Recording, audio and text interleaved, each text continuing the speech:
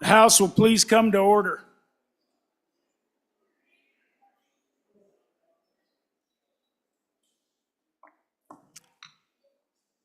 Thank you. Representative Byron, Privilege of the floor. please. Thank you, Mr. Speaker.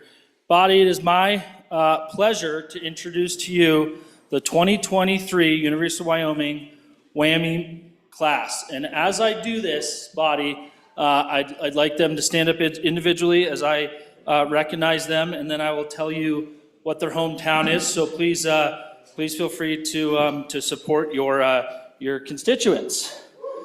Your 2023 University of Wyoming WWAMI class, Chantel Barr from Moreland. Hey! Clara Booley from Sheridan.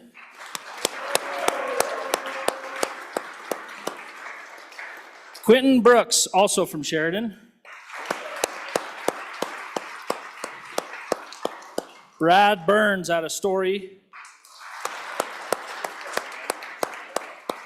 Brandy Kuru from Laramie.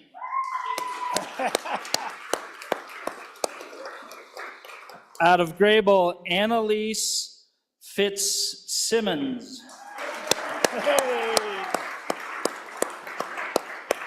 From just down the road from myself in the speaker's home area, Sabrina Gay.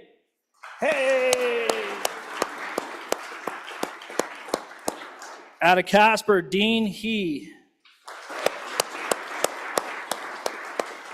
From right over the mountain, Raphael Homer. From right here in your great capital city, Ann Wynn Hein. I butchered that one. From Lander, Emma Miller.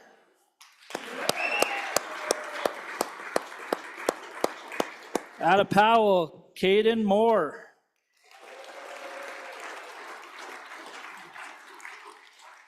From right over the hill in Laramie, Sai Kit Ung.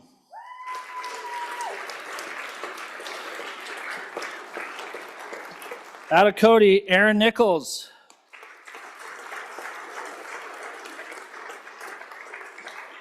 Hailing from Gillette, Riley Pilon. From the great town of Burlington, Wyoming, Matthew Rasmussen.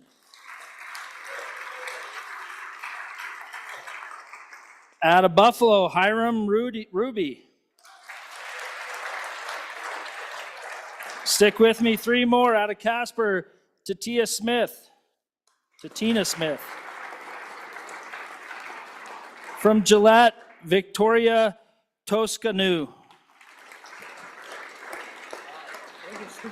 And rounding this great 2023 WWAMI class out is Anna Yavuri out of Green River. Welcome, 2023 WWAMI class, welcome to the House.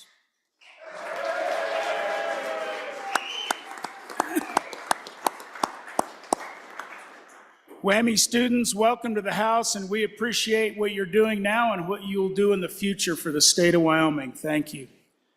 It is with great honor and privilege to welcome Senator John Barrasso back to the Wyoming legislature. Prior to being elected to the U.S. Senate, he represented the people of Natrona County in the Wyoming State Senate from 2003 to 2007. He is the third-ranking member in the Senate Republican leadership as chairman of the Senate Republican Conference and is the ranking member of the Senate Energy and Natural Resource Committee. Please help me welcome him.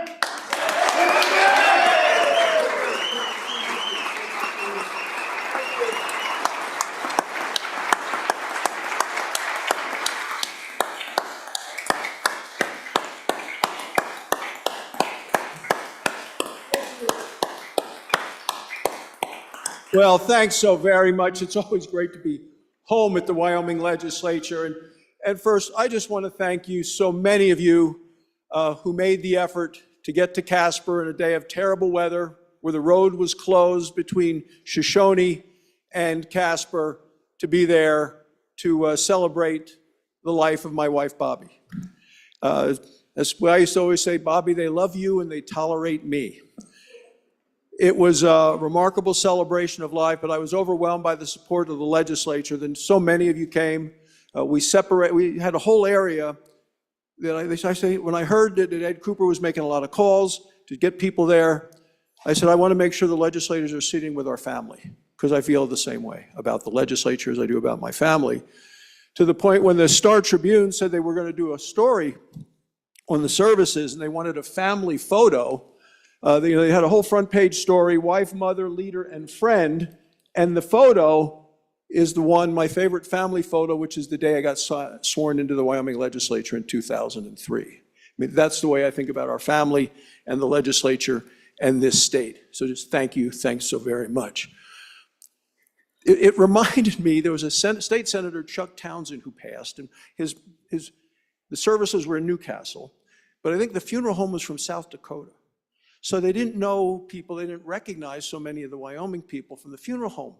And when I walked in and I had a suit on for Chuck's services, I was then a US Senator, and the woman looked at me and said, friend or government? They had an area roped off for the government so that they wouldn't contaminate the fine people of Newcastle.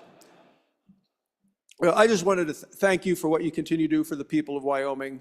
I will tell you, we have a team in Washington right now with Harriet and Cynthia fighting every day for Wyoming, against Washington, showing them how Washington is wrong and Wyoming is right on issue after issue after issue.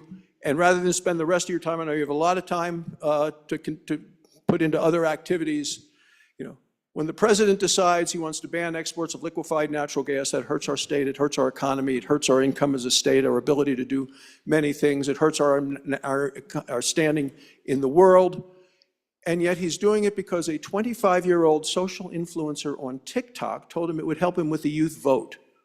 This is insanity. So we are continuing to fight about this, to the point we had all the Republicans on the Energy Committee and the chair of the leading Republican Environmental Public Works Committee have a press conference to go after him on that. And one of the members of the liberal press said, well, isn't it just true that you are all, you use fossil fuels and the companies run you? I said, wait a second, let me explain about fossil fuels and how good it's been to us. And talked about Wyoming, talked about the Hathaway Scholarship, talked about the money for WWAMI, these wonderful young people are here. Talked about energy-based economic development for Wyoming. Is what makes the good jobs are in this state. So much of this related to that, but that's the battle that we're in. This is a shirts and skins game now in Washington of what people believe on this side and this side. And we're going to continue to fight for everything in terms of Wyoming, our jobs, our economy, our values, our environment, our people, and that's going to continue to be that fight. And we're a team, the three of us, united to fight that fight on behalf of all the people of Wyoming. The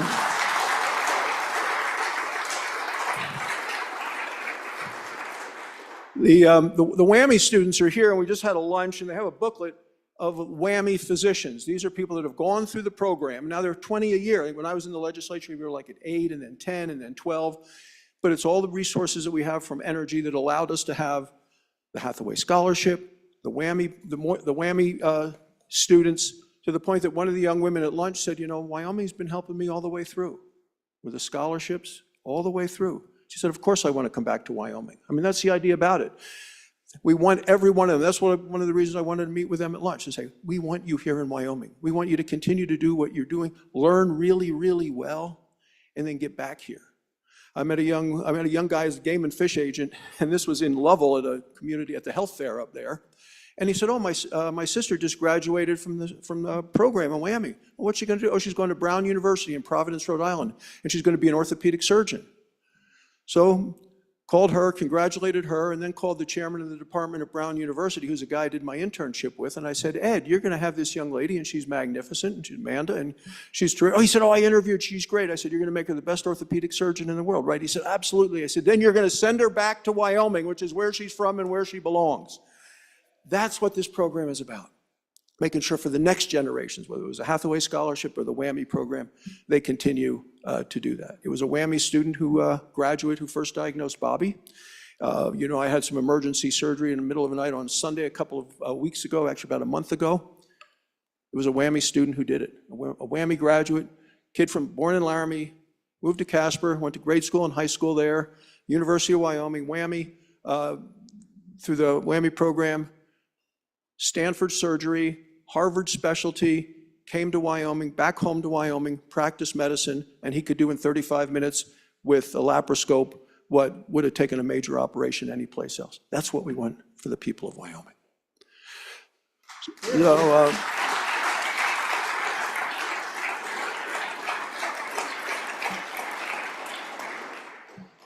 and many of you know I just got back from Djibouti. You talk about coming home. We have our 140 members of our National Guard in Djibouti. And where's Brandy? Brandy, are you up there? Can you stand up? Wyoming Air National Guard. She's been to Djibouti. She knows what that group are in. They're right at a hot spot right now. It's such a hot, that's where, you know, the Houthis are firing at the ships, going to the Suez Canal, blocking the ships from. It's such a hot spot. One of the soldiers said to me, you know, I kind of miss Wyoming winters. Air Guard pilot, runs the show, great work, and now she's in the WWAMI program, coming back to Wyoming someday. That's what you're supporting. Thank you.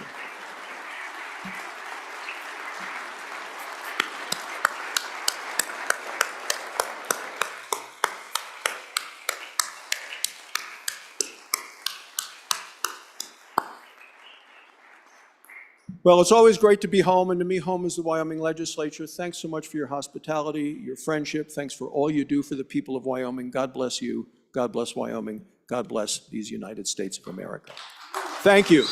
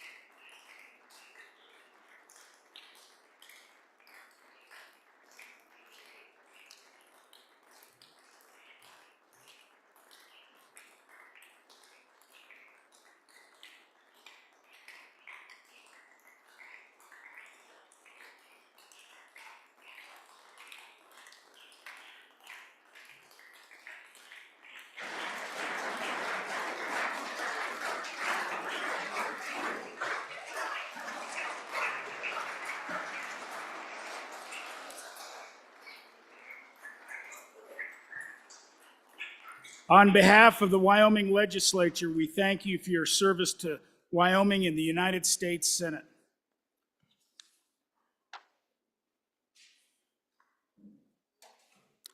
So our next order of business is a member wants to make a motion, and there's going to be two motions. Well, if the first one is successful, there'll be two motions.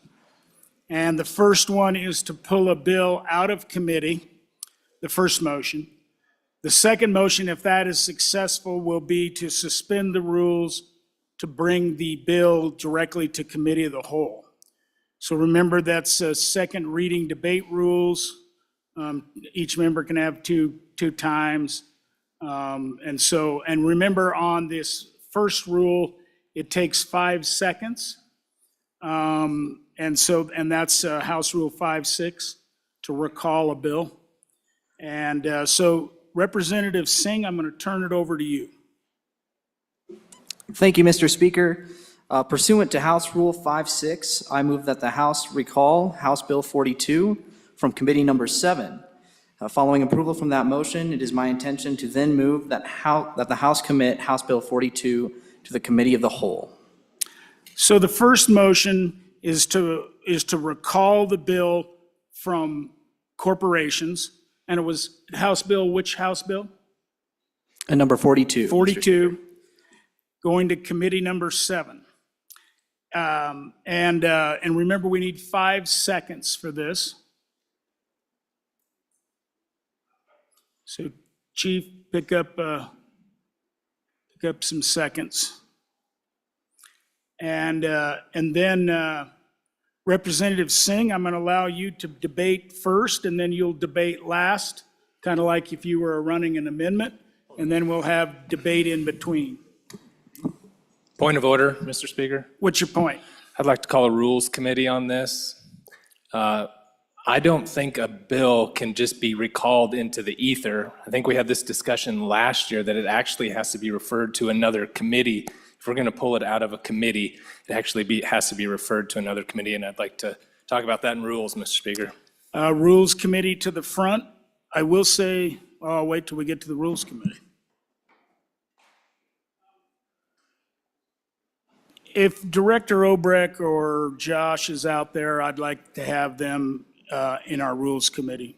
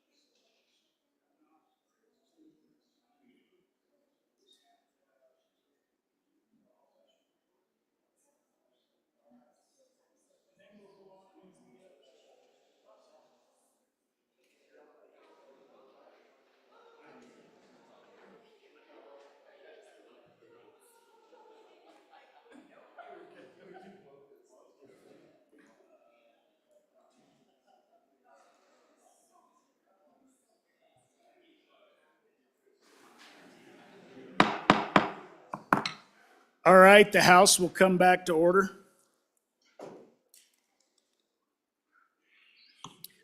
So the point of order was that the good representative did not believe that the way the motion was, that bill would not be able to come back to the desk, that it actually needed to be a motion to move it to another committee, that it was just going to be kind of like an ether.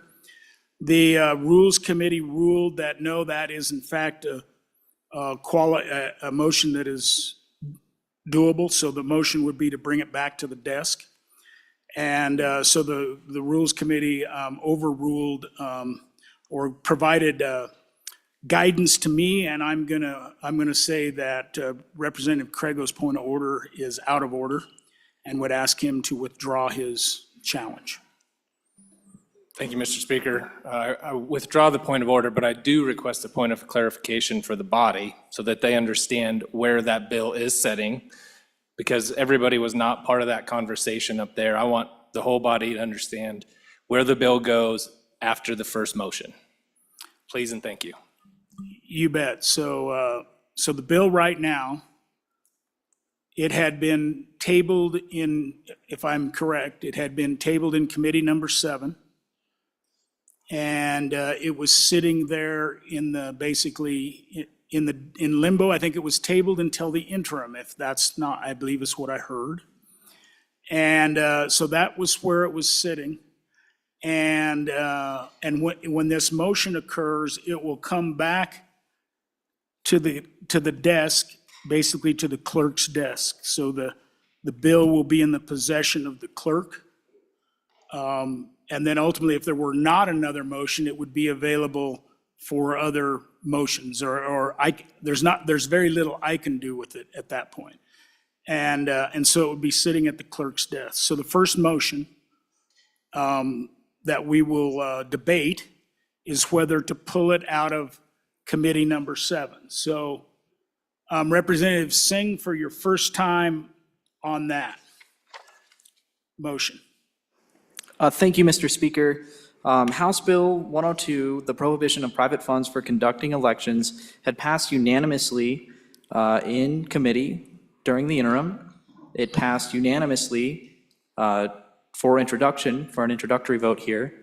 No one testified in opposition at the committee meeting, and during a 20-minute motion to table, there was a 20-minute motion to table this bill with nothing else on the agenda. And so I feel there's an overwhelming desire to see this bill move forward, and I'd like to bring it out for our decision. Representative Wiley, for your first time. Mr. Chairman, thank you. This bill came out of my committee. I made the motion to table.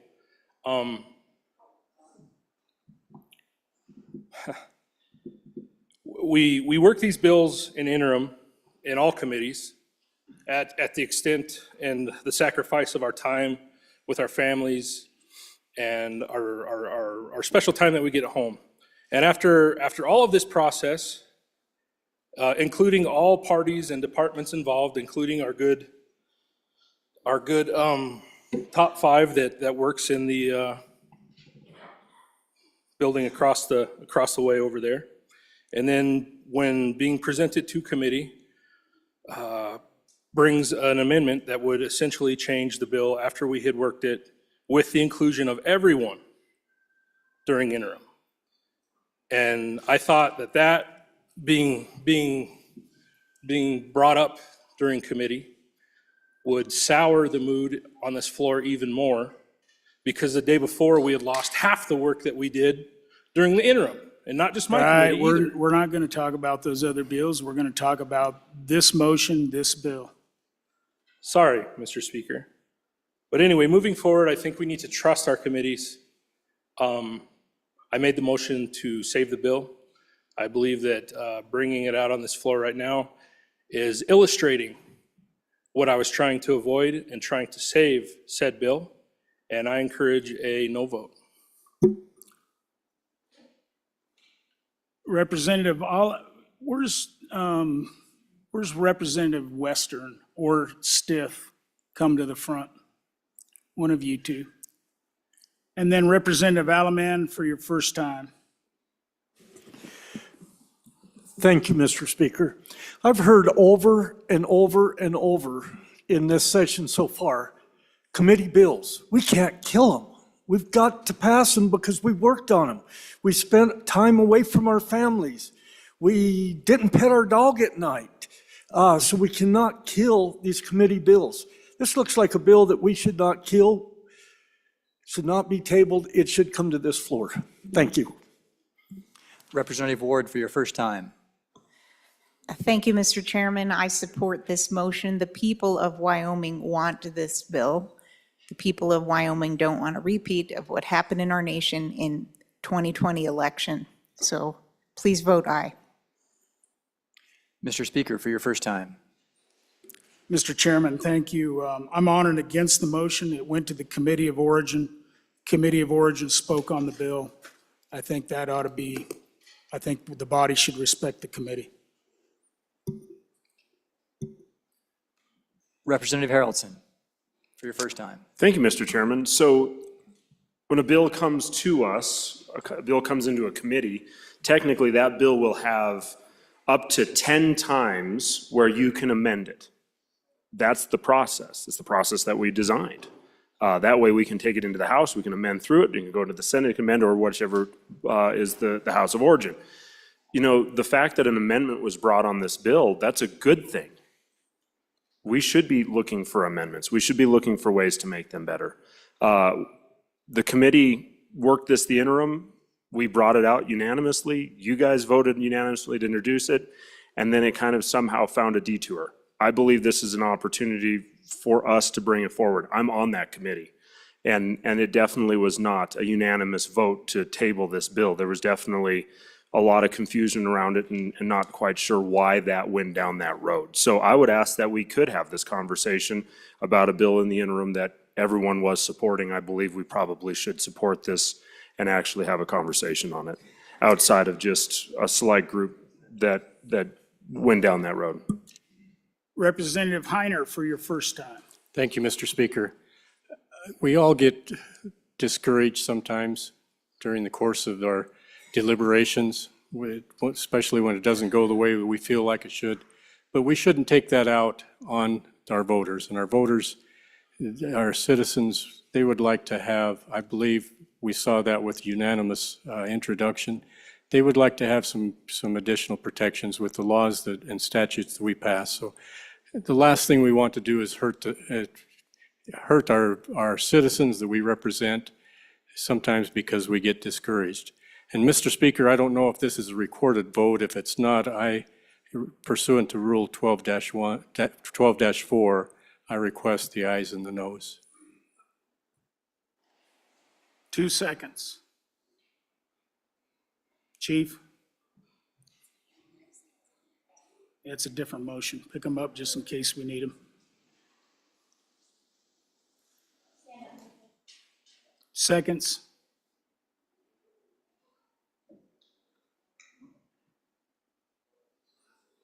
All right. Representative Penn for your first time. Thank you, Mr. Chairman.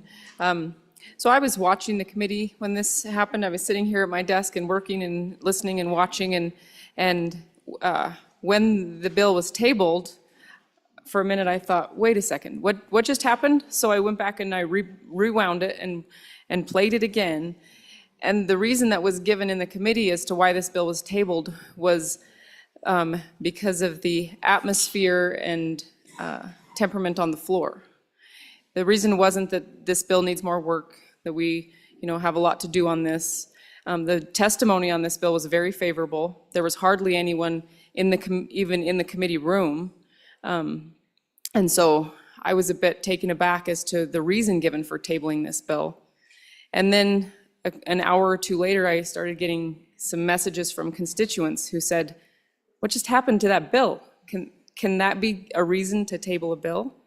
And I had some questions myself. So I would be in favor of this motion so that we have the ability to further discuss, as seems to have been the intent of the body. Thank you. Representative Knapp for your first time. Mr. Speaker, thank you. I'm also from that committee, and as has been said here this morning, I think above all, the process, the tools, the rules are what's important here. In deciding a bill on the merit of the bill. That's not what I heard in committee, and quite frankly, the reason I'm speaking now is that's not what I just heard on this floor. The quote was, with the temperament and the atmosphere on the floor right now, I think it would be appropriate to table this to the next interim. Now, this bill found overwhelming support in getting to committee. This bill deals with private funds in elections, which we have an election coming up this year. If this went to interim, this bill would not even be able to be used to protect our elections this year. But again, I think it's important that no matter what the philosophies, no matter what the ideology, no matter how things are going in any way that day from temperament, it is important that each and every bill is voted on by its merits and heard to be voted on by its merits.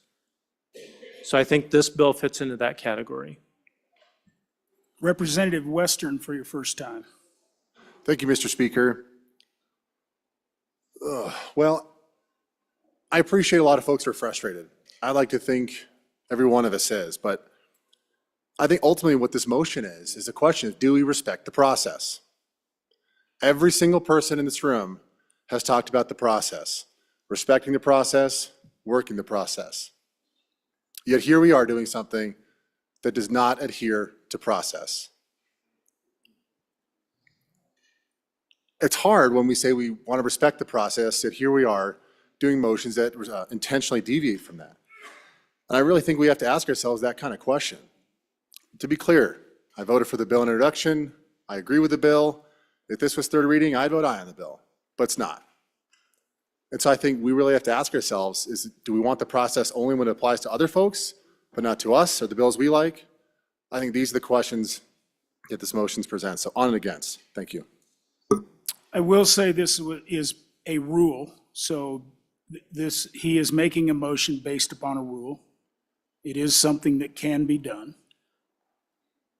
Representative Larson, JT. Thank you, Mr. Speaker. So on and against this motion, I would submit to you, what is the reasoning to why we have an interim committees that deliberate on bills over the course of months to get a bill that's fine-tuned, that everyone has been involved with, and then to have an elected official that isn't even a legislator come with an amendment. Be really careful. That come with an amendment that completely changes the nature of the bill. I just don't think that that's part of the process. We're talking about process here. On and against. Representative Pendergraft for your first time. Thank you, Mr. Speaker. The process of this body is to deliberate, to talk things out, to work things out, to have things out. Yes, we had an interim committee, but that's only a small portion of this entire body. And the entire body is designed to be able to work through these things. I'm a pastor. I've done a lot of marital counseling. And as long as the couple are speaking to each other, we can make some progress. We can resolve things. We can work things out. But as soon as one party or both parties refuse to talk to each other, we're done. We're paid to talk to each other. Please allow us to do that. Representative Ottman for your first time. Thank you, Mr. Speaker. As being a member of that interim committee, but also a member of the committee that was downstairs the other day, it was a total shock. We worked through the bill, everybody was ready, it was presented, and we were voting, and then all of a sudden. I would just like to say that I see and understand that there is a lot of motion running these days in here and out in the world. We've had people that have offended people and yelled at people and apologized, and we're all very good about accepting those apologies and things. But let me remind all of us that we took an oath as a representative for the state of Wyoming to represent our people, and the elections are what keep this state and our nation free. We cannot let things go, and this bill is to do just that. I would ask you, too, to remember, there's people that we don't like. There's people that don't like me. There's people I don't care for. There is also a very strong feeling about some people in our electeds. Let me remind all of us, we are not talking about the person. We are talking about an office that is in charge of the elections, that is doing a fantastic job, making money, expanding Wyoming, and doing everything that has been asked. Stick to the Okay. motion. Thank you. So I would just say, consider it, and this should not be about any of us or what side we're on. This should be, does that make sense for our election, or does it not, period? Thank you. Representative Rodriguez Williams. Thank you, Mr. Speaker. On and for the motion. This bill is really important to the people that I represent. I'm going to choose to respect the will of my constituents and the people of Wyoming, what's important to them. Part of the process that's been discussed is considering each bill for its merits. Serving in this position requires thick skin. It's not for the faint of heart. There are so many other bills that we have debated that have been brought to committee and to the floor that we've had the opportunity to debate on the merits. This precious process was abandoned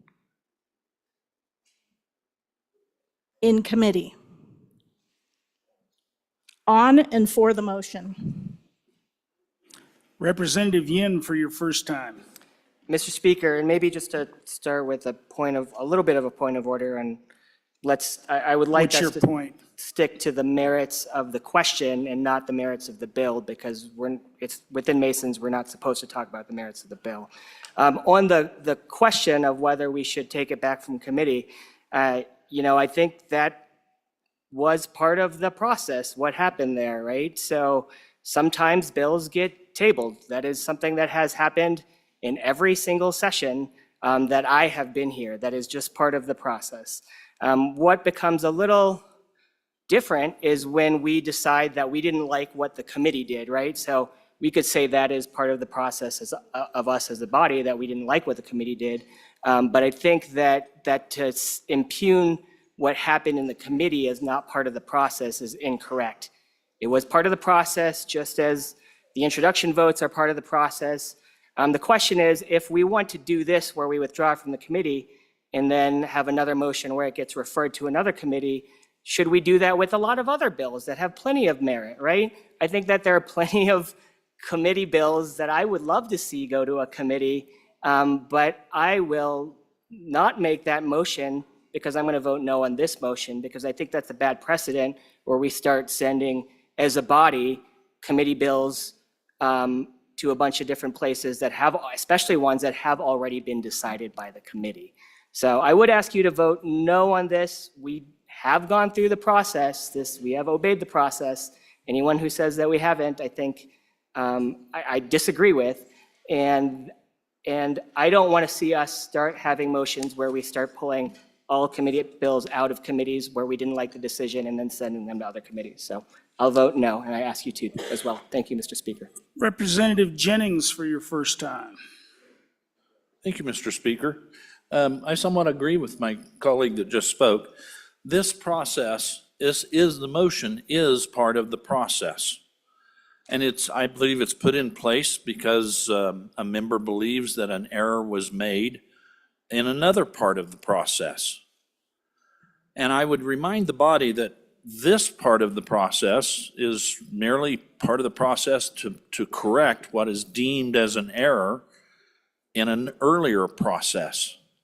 And if we go very far down this road, I understand the fear that we have the fear that we're going to use this process time and again to pull bill after bill from a committee that we think might not have made the correct decision. I understand that fear with this motion.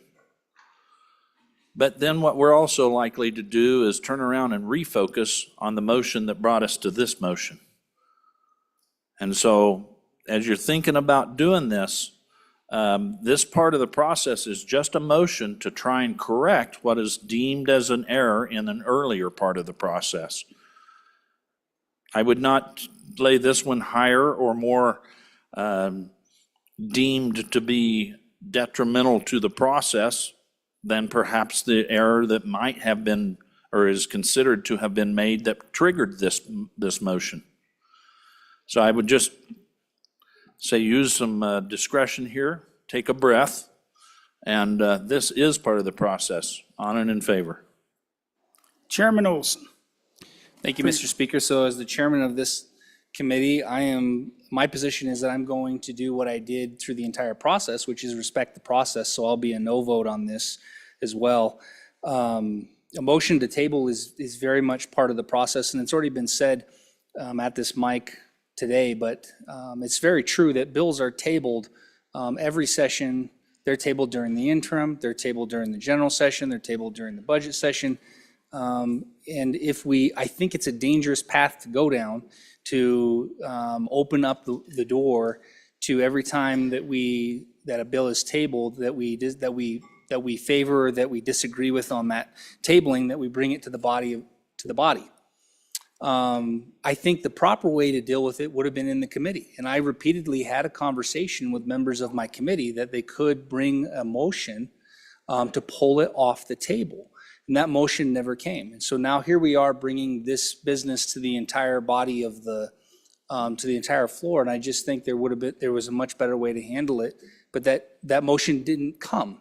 And it didn't come because none of the prevailing members wanted to bring that motion, because they believed in the motion that they made to table it. So I want you to consider that viewpoint from the committee as well. So I will be voting no on this motion. Representative Locke for your first time.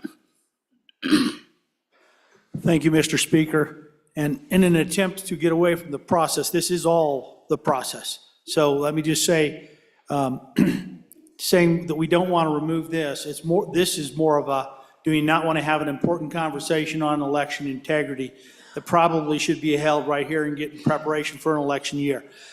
And so everybody's beat everybody else up with process, but the long and the short of it is, let's stay focused on what's important. Do we want to have election? So this is about the motion. I was reminded, this is about the motion to pull a bill. It's not about the merits of the bill. My fault when we started down this path. My bad.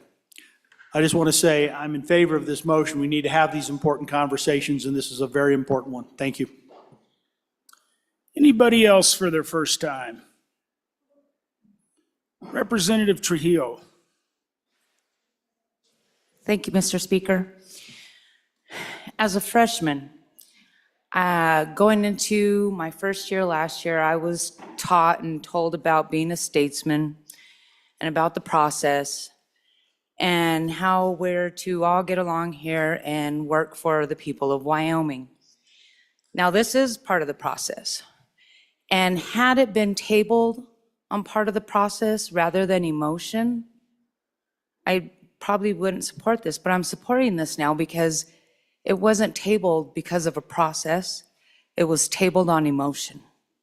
And that's not how we should be dealing with these things. Thank you. Anybody else for their first time? Anybody for their second time before the bringer?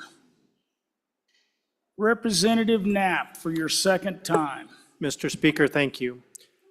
As vice chair of this committee, I would first like to say I respect the chair's position. I respect the committee members that prevailed that didn't bring it back. I tried to offer that through committee. Similar to the last speaker, my objection is not about this wasn't processed. Anybody can table a bill for whatever reason on the merits of the bill or an amendment. But what was said for the reason for tabling this bill troubled me. And the reason it did is because it inferred that because other bills that committee had worked on in the interim were dying on the floor, which is part of the process, that in retribution, this bill would also be tabled. And to me, that crossed the line.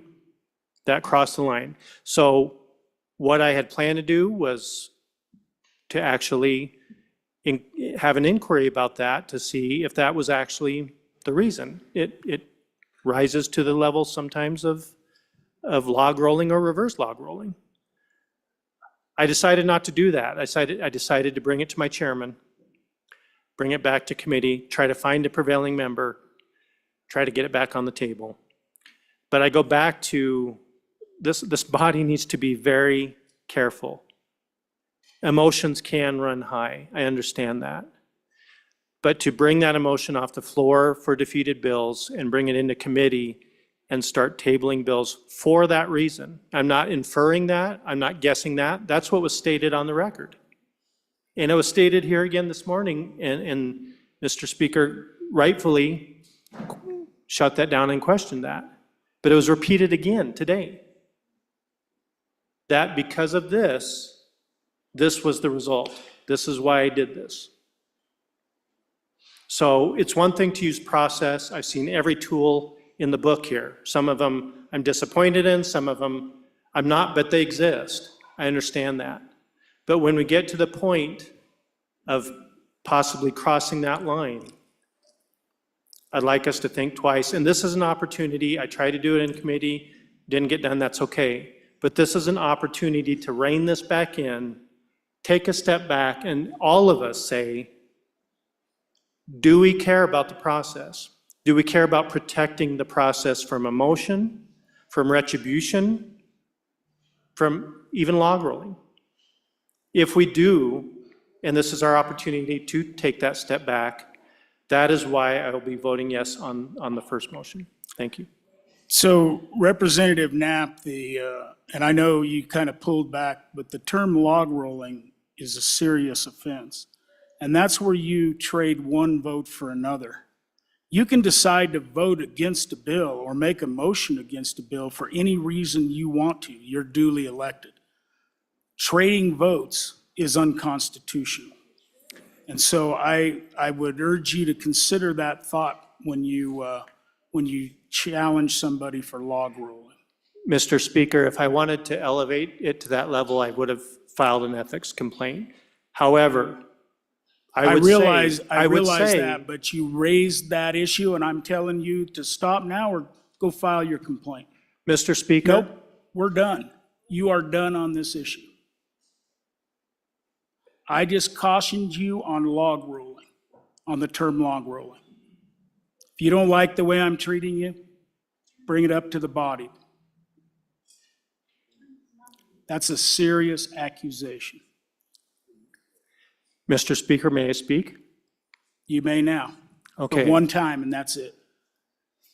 The only reason that term came up was because of what was said in committee, not me accusing anybody of anything or inferring anybody of anything. The only reason I got up to speak today was because we heard it again on the floor. Thank you. Anybody else for their second time?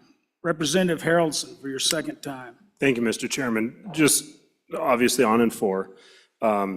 The amendment in question was brought by our Senate counterparts on this committee, asking to get that put in and move forward so we could just have another opportunity to massage it out. And I think that's just a clarifying point that people need to understand. The process is working. That's what our goal was, is to make the process work. And I respectfully would push back, this is part of the process too. If we didn't have the rules in our books, I mean, they're there to be used, and we're using them. And so I think this is just another process that we have to have this conversation and move forward with this. So definitely on and for the amendment to pull this bill onto the floor.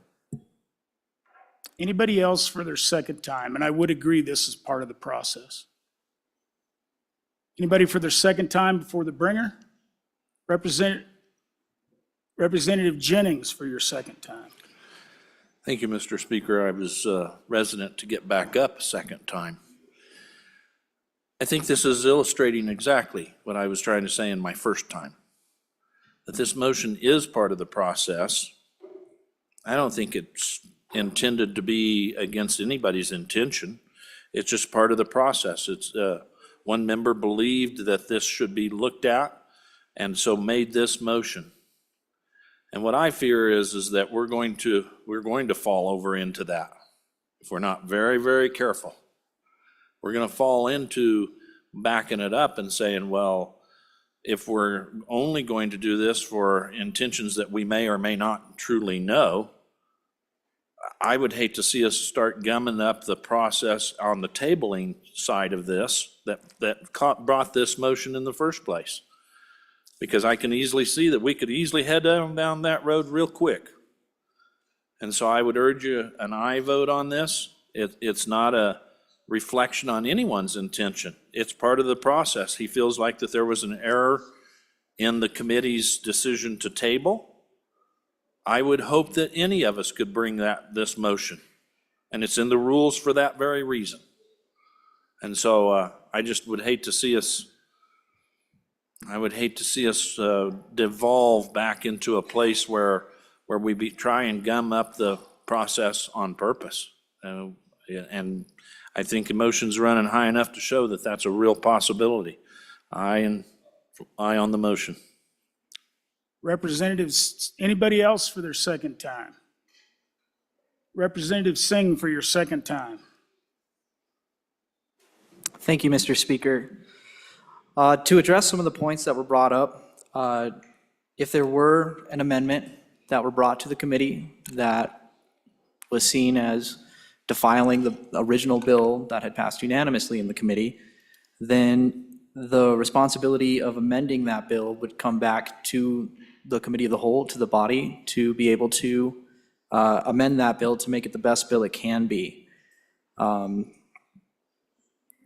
I believe in respecting the process, and this is part of the process. And I believe in fighting, or in intellectually debating ideas based off of their merits, not based off of the atmosphere of a room. We rob the citizenry of good ideas if we allow our personal feelings to interfere in the way that we fulfill our duties that we were elected to do. The decision to table this bill sets a precedent as well. Why is it that we would table a bill? Is it based off of an atmosphere, or is it based off of it being the right thing to do? I'm thankful that we were able to have a debate over this motion, and even if emotions are running high, I think this was the right thing to do to have this debate. So thank you, everyone. Chief Clerk, please call the roll on the motion pursuant to House Rule 5-6 to move House Bill 42 out of Committee Number 7 back to the desk. Alamand? Allred? Andrew? Angelos? Banks? Bear? Berger? Brown? Burkhart? Byron? Chadwick? Chestick? Clouston? Excuse me. Conrad? Crago? Davis? Eklund? Haroldson? Harshman? Excused? Heiner? Henderson? Hornock? Jennings? Knapp? Larson Lloyd? Larson JT? Lawley? Locke? Nyman? Newsom? Nicholas? Nemec? Northrup? Oakley? Obermuller? O'Hearn? Olson? Ottman?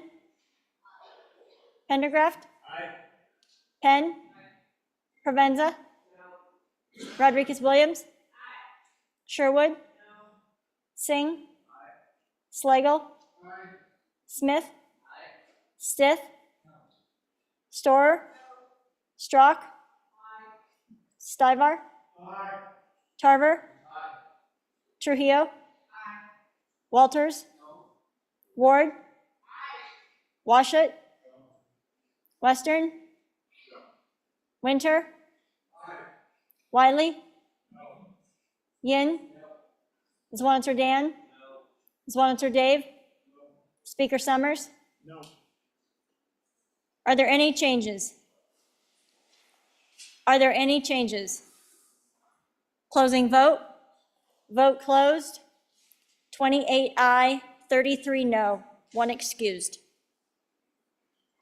Having failed to have a majority vote, the motion to pull from the desk has been defeated. Okay. Representative Penn, Thank you, Mr. Speaker. Privilege of the floor. please. Body, if you will turn your attention to the South Gallery, we have joining us today members of the Northern Arapahoe Business Council. Guys, if you want to stand up, we've got Co-Chair Lee Spoonhunter, Councilwoman Teresa Chase, and also their Council Claire Johnson. If you want to stand up, folks.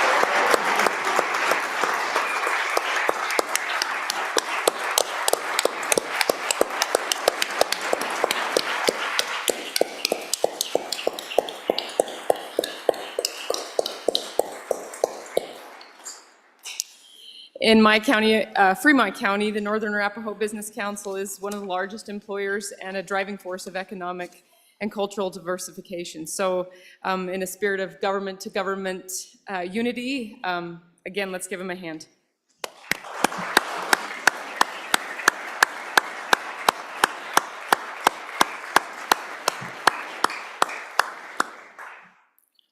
Welcome to the House. It's good to have you here.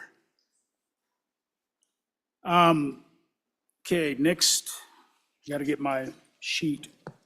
I think Representative Heiner, you're just hovering? Okay. I think Mr. Majority Floor Leader. Oh, no, we got to do standing committee reports, sorry.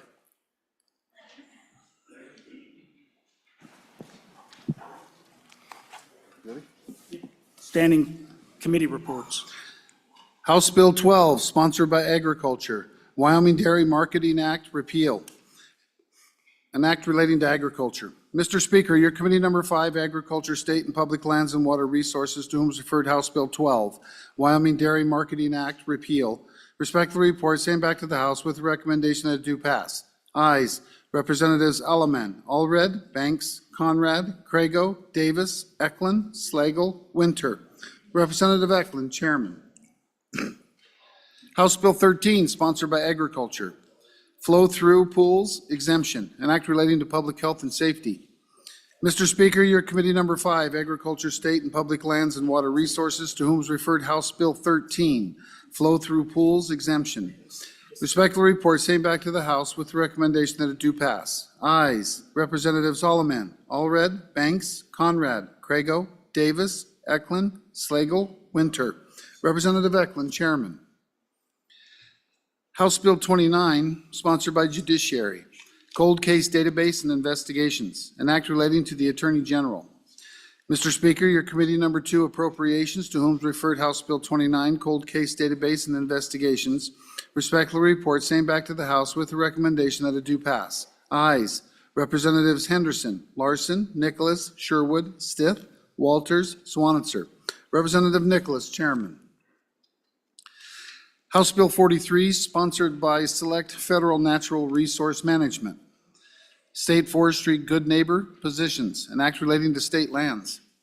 Mr. Speaker, your committee number 5, Agriculture, State and Public Lands and Water Resources, to whom is referred House Bill 43, State Forestry, Good Neighbor, Positions, respectfully report same back to the House with the recommendation that it do pass. Ayes, Representatives Holloman, Allred, Banks, Conrad, Crago, Davis, Eklund, Slagle, Winter. Representative Eklund, Chairman. House Bill 52, sponsored by Representative Summers. Property tax, homestead exemption, and act relating to taxation. Mr. Speaker, your committee number 3, Revenue, to whom is referred House Bill 52, Property tax, homestead exemption, respectfully report same back to the House with the recommendation that it do pass with the following amendments. Ayes, Representatives Bear, Byron, Harshman, Locke, Northrup, Strzok. Noes, Representatives Oakley, Storer, Zwanitzer. Representative Harshman, Chairman. House Bill 58, sponsored by Tribal, Forensic Genetic Genealogy Pilot Program, an act relating to law enforcement. Mr. Speaker, your committee number 2, Appropriations, to whom is referred House Bill 58, Forensic Genetic Genealogy Pilot Program, respectfully report same back to the House with the recommendation that it do pass. Ayes, Representatives Henderson, Larson, Nicholas, Sherwood, Stith, Walters, Zwanitzer. Representative Nicholas, Chairman. House Bill 67, sponsored by Representative Newsom, Outdoor Recreation and Tourism Trust Fund Administration 2, an act relating to state lands. Mr. Speaker, your committee number 2, Appropriations, to whom is referred House Bill 67, Outdoor Recreation and Tourism Trust Fund Administration 2, respectfully report same back to the House with the recommendation that it do pass. Ayes, Representatives Henderson, Larson, Nicholas, Sherwood, Stith, Walters, Zwanitzer. Representative Nicholas, Chairman. House Bill 86, sponsored by Representative Brown, Vehicle Lien Amendments, an act relating to personal property liens. Mr. Speaker, your committee number 8, Transportation, Highways, and Military Affairs, to whom is referred House Bill 86, Vehicle Lien Amendments. Respectfully report same back to the House with the recommendation that it do pass. Ayes, Representatives Berger, Brown, Nemec, Obermueller, O'Hearn, Pendergraft, Smith, Stivar, Wiley. Representative Brown, Chairman. House Bill 93, sponsored by Representative Heiner, Animal Reimbursement Program, Account Amendments 2, an act relating to agriculture. Mr. Speaker, your committee number 5, Agriculture, State and Public Lands and Water Resources, to whom is referred House Bill 93, Animal Reimbursement Program, Account Amendments 2. Respectfully report same back to the House with the recommendation that it do pass. Ayes, Representatives Alleman, Allred, Banks, Conrad, Crago, Davis, Eklund, Slagle, Winter. Representative Eklund, Chairman. House Bill 104, sponsored by Select Water. Omnibus Water Bill Planning, an act relating to development projects. Mr. Speaker, your committee number 5, Agriculture, State and Public Lands and Water Resources, to whom is referred House Bill 104, Omnibus Water Bill Planning, respectfully report same back to the House with the recommendation that it do pass. Ayes, Representatives Alleman, Allred, Banks, Conrad, Crago, Davis, Eklund, Slagle, Winter. Representative Eklund, Chairman. House Bill 116, sponsored by Representative Angelos, Sage Grouse Implementation Notice to Landowners, an act relating to the administration of government. Mr. Speaker, your committee number 5, Agriculture, State and Public Lands and Water Resources, to whom is referred House Bill 116, Sage Grouse Implementation Notice to Landowners, respectfully report same back to the House with the recommendation that it do pass with the following amendments. Ayes, Representatives Alleman, Allred, Banks, Conrad, Crago, Davis, Eklund, Slagle, Winter. Representative Eklund, Chairman. House Bill 144, sponsored by Representative Brown, Suicide Awareness and Prevention License Plate, an act relating to motor vehicle license plates. Mr. Speaker, your committee number 2, Appropriations, to whom is referred House Bill 144, Suicide Awareness and Prevention License Plate, respectfully report same back to the House with the recommendation that do pass with the following amendments. Ayes, Representatives Henderson, Larson, Nicholas, Sherwood, Stith, Walters, Zwanitzer. Representative Nicholas, Chairman. House Bill 169, sponsored by Representative Zwanitzer Dan. Mental Health and Vulnerable Adult Task Force, an act relating to the legislature. Mr. Speaker, your committee number 2, Appropriations, to whom is referred House Bill 169, Mental Health and Vulnerable Adult Task Force, respectfully report same back to the House with the recommendation that it do pass. Ayes, Representatives Henderson, Larson, Nicholas, Sherwood, Stith, Walters, Zwanitzer. Representative Nicholas, Chairman. House Bill 186, sponsored by Representative Conrad. 988 Hotline Appropriation, an act relating to the public programs. Mr. Speaker, your committee number 2 appropriations, to whom is referred House Bill 186, 988 Hotline Appropriation, respectfully report same back to the House with the recommendation that it do pass with the following amendments. Ayes, Representatives Henderson, Larson, Nicholas, Sherwood, Stith, Walters, Zwanitzer. Representative Nicholas, Chairman.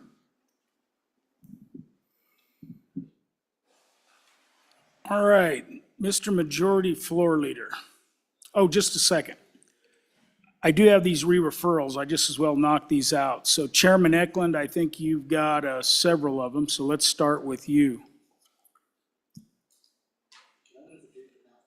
Okay, just before you get started, Chairman, I'm gonna let Majority Floor Leader Nyman.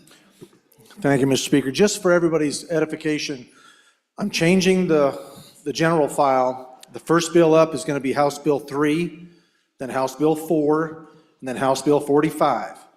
We're going to try to get the 3 tax bills up here first so we can start discussing them right now and try to work our way through them. And then I'll have an updated general file for you, but just keep watching the website.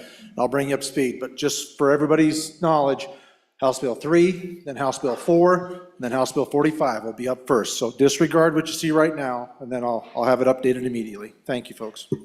Chairman Eklund, do you know the number of those bills, or do I need to give them to you? I may need some coaching. So Chairman Eklund, that'd be 104, 43, and 93. Okay. 104, Thank you. 43, and 93. Okay, Mr. Speaker, I would like to re-refer House Bill 104, House Bill 43, and House Bill 93 to appropriations. Without objection, House Bill 104, House Bill 1, or House Bill 43, and House Bill 93 are re-referred to committee number 2. Vice Chair 52. Vice Chair Oakley, 52. No, 52 you didn't because it just got read in. Vice Chair Oakley. Thank you, Mr. Speaker. Your House Committee number 3 would re-refer. No, yours is the last one to be House Bill 52 is the one that came out of your committee. Yeah, I haven't said the House bill yet. I just said my committee number. Oh, I'm sorry. I didn't hear that. Revenue Committee number 3 would like to re-refer House Bill 52 to Committee number 2. Without objection, House Bill 52 is re-referred to committee number 2. Chairman Northrup. Thank you, Mr. Speaker. Committee number 4 would like to refer House Bill 166 to committee number, whatever it is, appropriation. 2. Without objection, House Bill 166 is re-referred to committee number 2, appropriations. I think that cleans it up. I think we're good to go, Majority Floor Leader. Majority Floor Leader Nyman.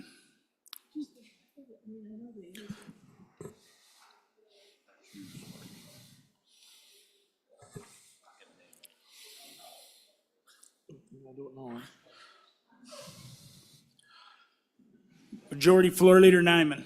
Mr. Speaker, I move that the House resolve itself into committee of the whole. You have heard the motion. All those in favor say aye. All those opposed, no. Motion carries. Chairman Yin, I guess.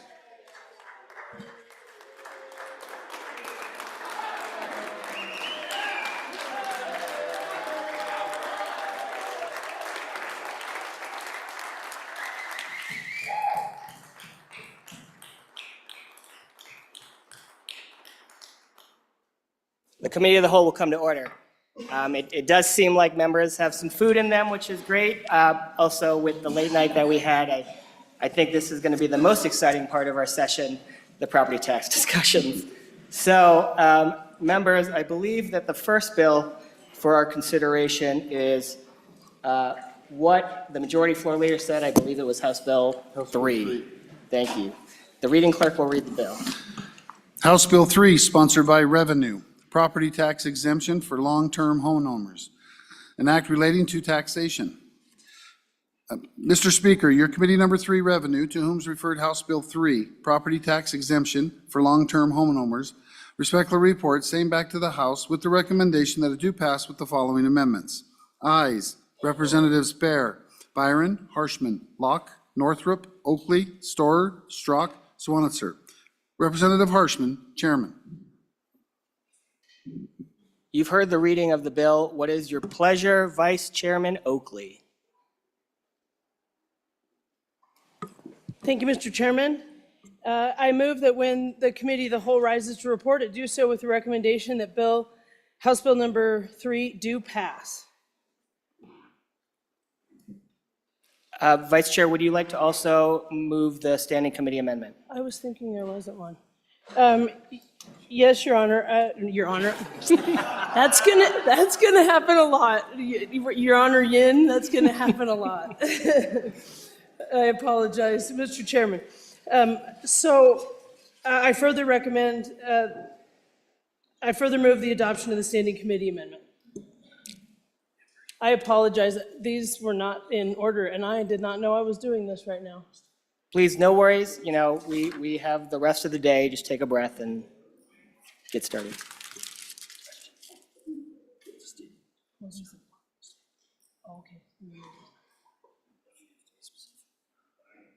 No, we just have the one. So I will actually talk about the bill first and then go into the standing committee amendment. So folks, what House Bill 3 is an exemption for long-term homeowners. You know, obviously it's been a big discussion on what we can do to bring property tax relief to the people of Wyoming. And one of the things that we've heard often is sort of this problem with property taxes that you never get to the point where you own your home, or that's the feeling, right? And so people who have owned their home, the bill originally had 30 years. You'll see in the standing committee amendment, we changed that to 25. But if you've owned your property for 30 years in Wyoming, you've paid taxes, you've committed to your community, you've committed to Wyoming, and again, you've shared in that burden. And in addition, you are very likely to have the biggest discrepancy between market price, between what you paid, your sale price, and what current market price is. So, of course, the highest percentage increase. So that's what this concept is to do a combination of, it also limits that to 65 years or older. So, because that's another concept that we do hear often, at least for some people, is that, you know, retirement hits, and so you're on a fixed income. So this bill brings together both of those concepts. So over 65, and again, so you'll see in the bill, but if we pass the amendment, and if you've owned a primary residence in Wyoming and paid those residential property taxes for 25 years or more. So I'm not going to walk through the bill because that really is the bill, unless there's any specific questions. And so let me look at is there anything other than the 25 on the standing committee amendment? Military personnel.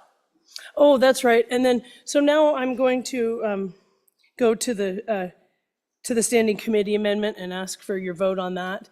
So as I said, it would delete 30 and take it down to 25 years. And then we also we inserted military personnel who declare Wyoming as their domicile. We had some discussion about, of course, somebody young that makes the military a career, and so they live all over the world possibly. And so they can declare a home domicile. So they would get the exemption even though they haven't actually owned the property for that long. So that is, that is in there. And then we also deleted, when we were originally working these bills, we had 1 acre of land. And then we heard from the assessors that that's a really difficult way to divide for them because you might have a 1.5 acre yard. So the idea of them taking the residents in 1 acre and then figuring out that half of your lawn didn't get the exemption wasn't workable. So we did, we worked the language and just said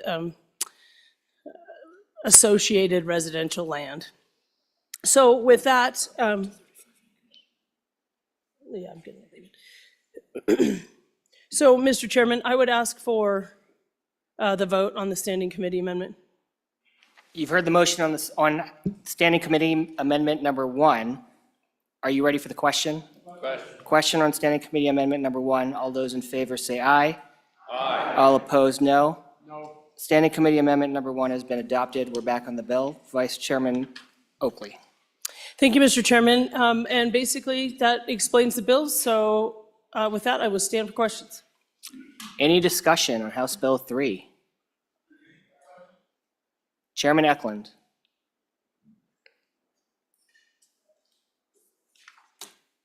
Was there any input from the locals on how this exemption would affect them and how much money that is? And I think a lot of us need to know what happens there before we can vote very, very well on some of these bills.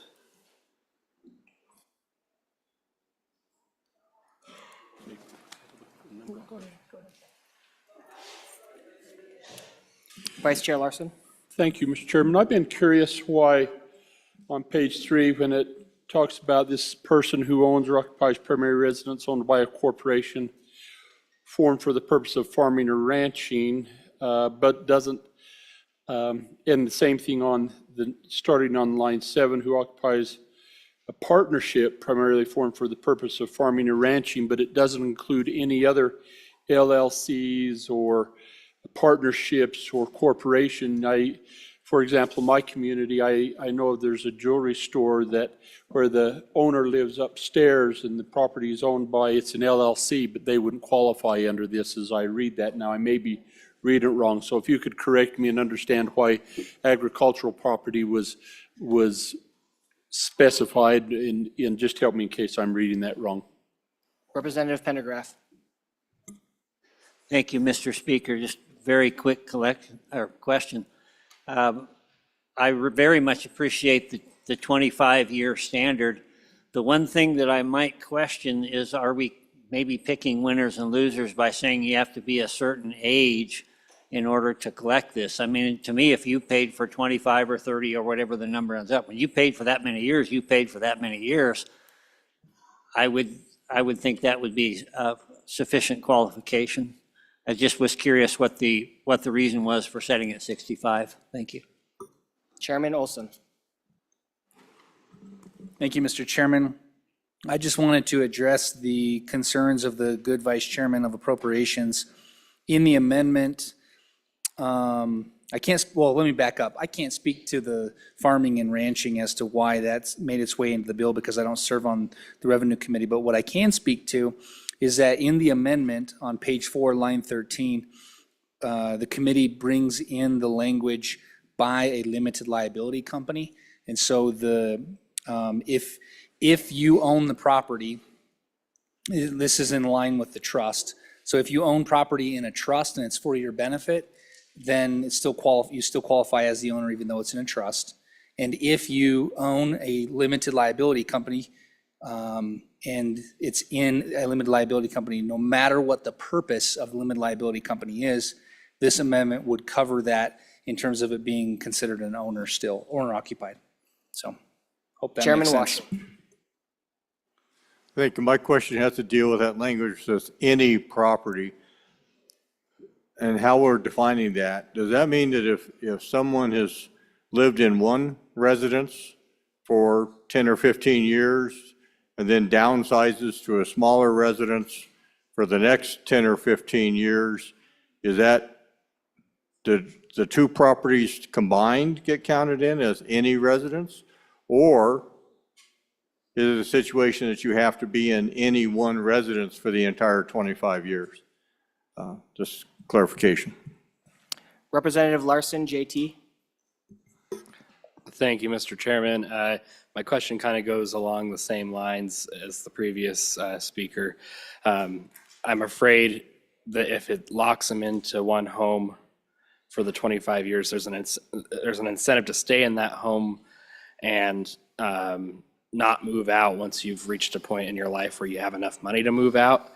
And so that also tightens the market for younger people trying to get into those older homes as first-time home buyers. So I just want to make sure that we're not limiting that market for young people. Representative Byron, do you have an answer for that?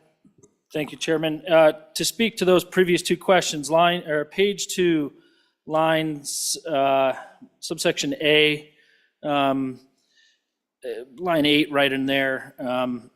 They have paid residential property tax in Wyoming for 30 or more years in any residential property. So if you begin by reading the bill at page 1 and get to line 2 or page 2, line 8, that will clarify those two questions that were brought up. Chairman Northrup. Thank you, Mr. Chairman. I'll take a crack at answering the fiscal note. It's $5.86 million in the year 2026 to the school foundation, 12 mills, and the ad valorem tax, which is the local taxing entities. Also, in addition to that, there's a non-administrative impact from the school foundation of $4.8 million in 26. Representative Byron. Thank you, Chairman. And to answer the good question from the northeast corner of the state, we did talk in committee multiple times about that age situation. There was actually, I believe, an amendment to amend that age up from 65 that was defeated. And I think it's an interesting concept, but the committee has generally worked this bill throughout all the interim, and we brought it from 30 years down to 25, but kept that 65-year threshold in your age because we thought that was that targeted tax relief we're after. So hope that answers your question. Representative Storr. Thank you, Mr. Chairman. Just to clarify on the LLC language that was added in committee, the language that's in the bill speaks to the idea of a trust, that the property is held in trust for the benefits of the occupant. The same idea would be applied to the limited liability company. So there are lots of folks that actually hold their residence in the form of an LLC. So these would also qualify. And to the fiscal note, the original bill did have qualifications for 30 years. The fiscal note, I think, was like $10.8 million in total. The committee reduced that to 25 years. So you can assume that the price tag would be a little bit higher. Thank you. Representative Henderson. Thank you, Mr. Chairman. Just a clarifying question. Was there any discussion during the interim or during the committee hearing as to, from the assessors?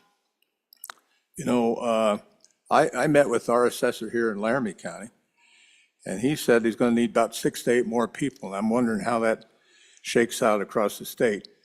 And the estimate is somewhere in the high 70s, 78,000.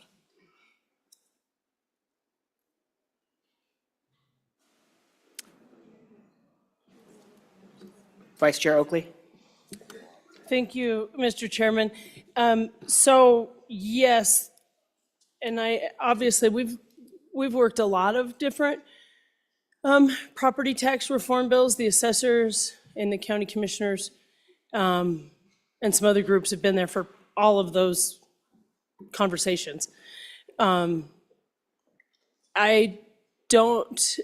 assessor said they could administer this. there have been some others that they said, are too complicated for their system, maybe not even possible. This was certainly not one of those that they said that the administration would be that difficult. Fair enough to keep in mind that as we look at all these different forms of property tax relief, that they all have different requirements that'll have to go into the system, that will have to be understood, calculations. All of that is on the table when we're dealing with property tax relief. This one actually being more straightforward than some. So as far as the difficulty in the administration, I would say it's lower from what we heard on this one. And the county commissioners again said, because the fiscal note was low enough, they said that they could, at least, they didn't oppose this. There are some of these property tax reform bills that are scaring counties. As mentioned by two previous speakers, the fiscal note on this one was actually surprisingly low, with about 5 million a year, so 10 million over the biennium. And as the good representative from the western side of the state said, we did, anytime you're more inclusive, which since we lowered it down to ownership for 25 years, certainly that brings some more people in and that fiscal note will go up. And I guess, finally, again, how do you pick the number for long-term ownership? I don't know. I supported the 30, but since the will was to go down to 25, we did that. And then the age to be 65, that's a retirement age. Yes, it does exclude some people, including, I will be one of those, that I will have owned my home that I bought myself for 25 or even 30 years before I hit this age. So, but that's what we're doing, right? We're here to discuss policy. And like I say, this is that combination of long-term home ownership and that retirement age. Is there anything that we've missed? Vice Chair Larson, please. So when you had this, to the good Vice Chairman, when you had this conversation, then there'll be an impact to then to schools and counties and municipalities. Is that something they just will have to absorb? For you, I will. So my good compadre from the land in the hinterland, my question is if we implement this, of course, then there's a hit to the schools and a hit to the counties on property tax. Did I miss where we make that up? Is that something that? Vice Chair Oakley, do we make that up? Thank you, Mr. Chairman. This bill does not include a backfill. So I guess that's the short answer to your question. Any other discussion on the bill? Question on the bill. Question on the bill. Question being called. Oh, Chairman Nicholas with more discussion. Thank you. And so a couple of different things, but first of all, I'm curious if the committee has it. I think it would be valuable because not only for this bill, but all the bills that we're going to have coming in front of us, if the committee took or had presentations to them regarding what the actual impact was for homeowners in each county from, say, either 2020 or 2019 for the property tax increases, the percentage that it went up, and then the actual out-of-pot impact to a homeowner if your home was $250,000 or $500,000, whatever that value is, so we can know and have kind of what the financial impact for the residents of the state of Wyoming are and at different locations, because I think that information is critical as we walk down this path. Information is is what we need to make our decisions on, as opposed to just saying anything else. Because if you have a property valuation go up 30%, and you have a $2,000 tax liability, and now it's $2,400. That's only a $400 impact. So how do you then adjust for that or take care of that? It just seems to me we need that information. And then my big question about this is, what was the rationale that we should make it a special privilege to be essentially born and raised or living here for 30 years and only give those individuals a tax relief? I mean, honestly, that just doesn't make sense to me. And what was the arguments pro and con? Clearly, I qualify for it. My mom qualifies for it. But a lot of the 65-year-olds are probably the people that need it the least. We're at the end of our life. Most of them are retired. They own their home. They don't have a mortgage.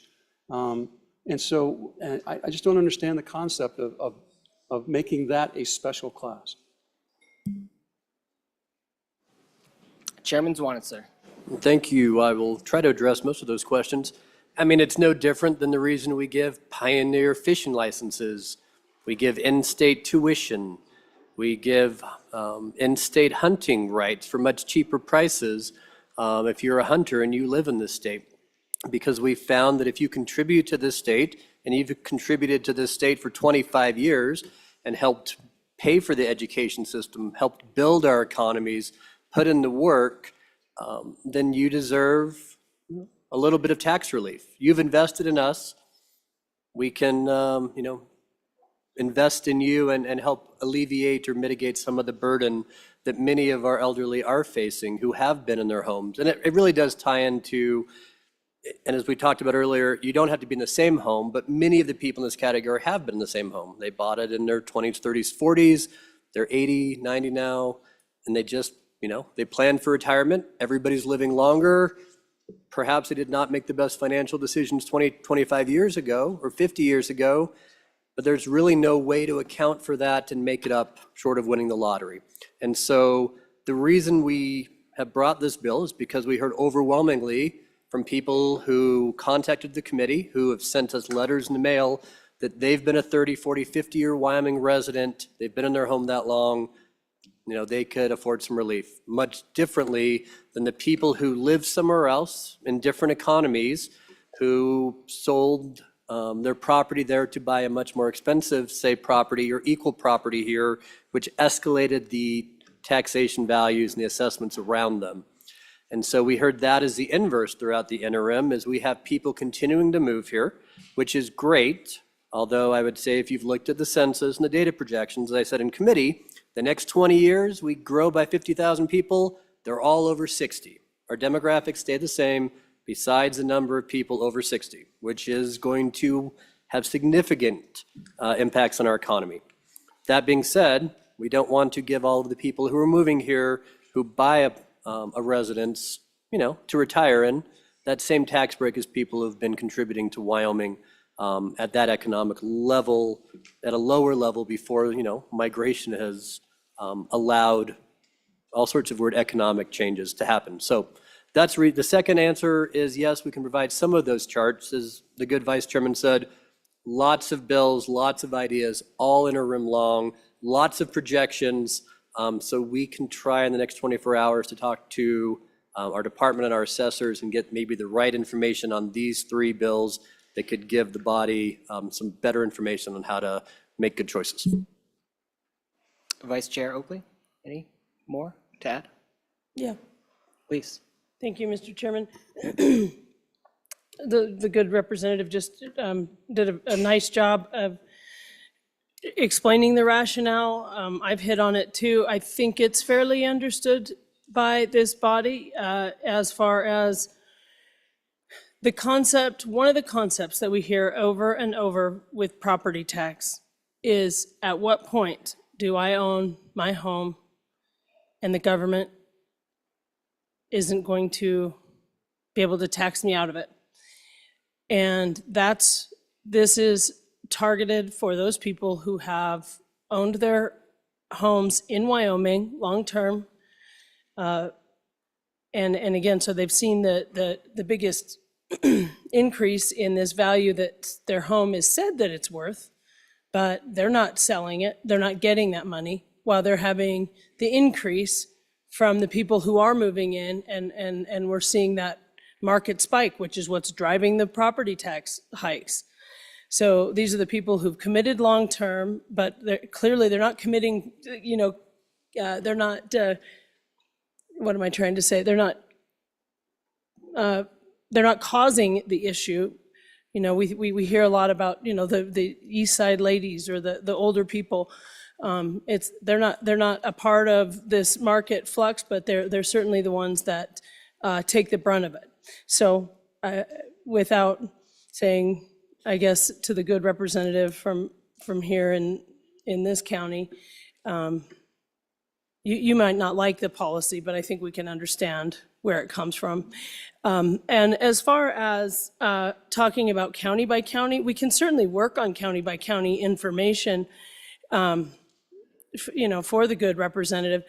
But when we're here, we're making state policy. We can't do something that affects county by county, and we say over and over that we do recognize how different our counties are, and good, better, and different, this applies equally, but I think this is one that we can get behind, whether you're the little old lady in Teton County or the little old lady in Crook County, you'd get half of your property taxes exempted. So I think that's a good concept.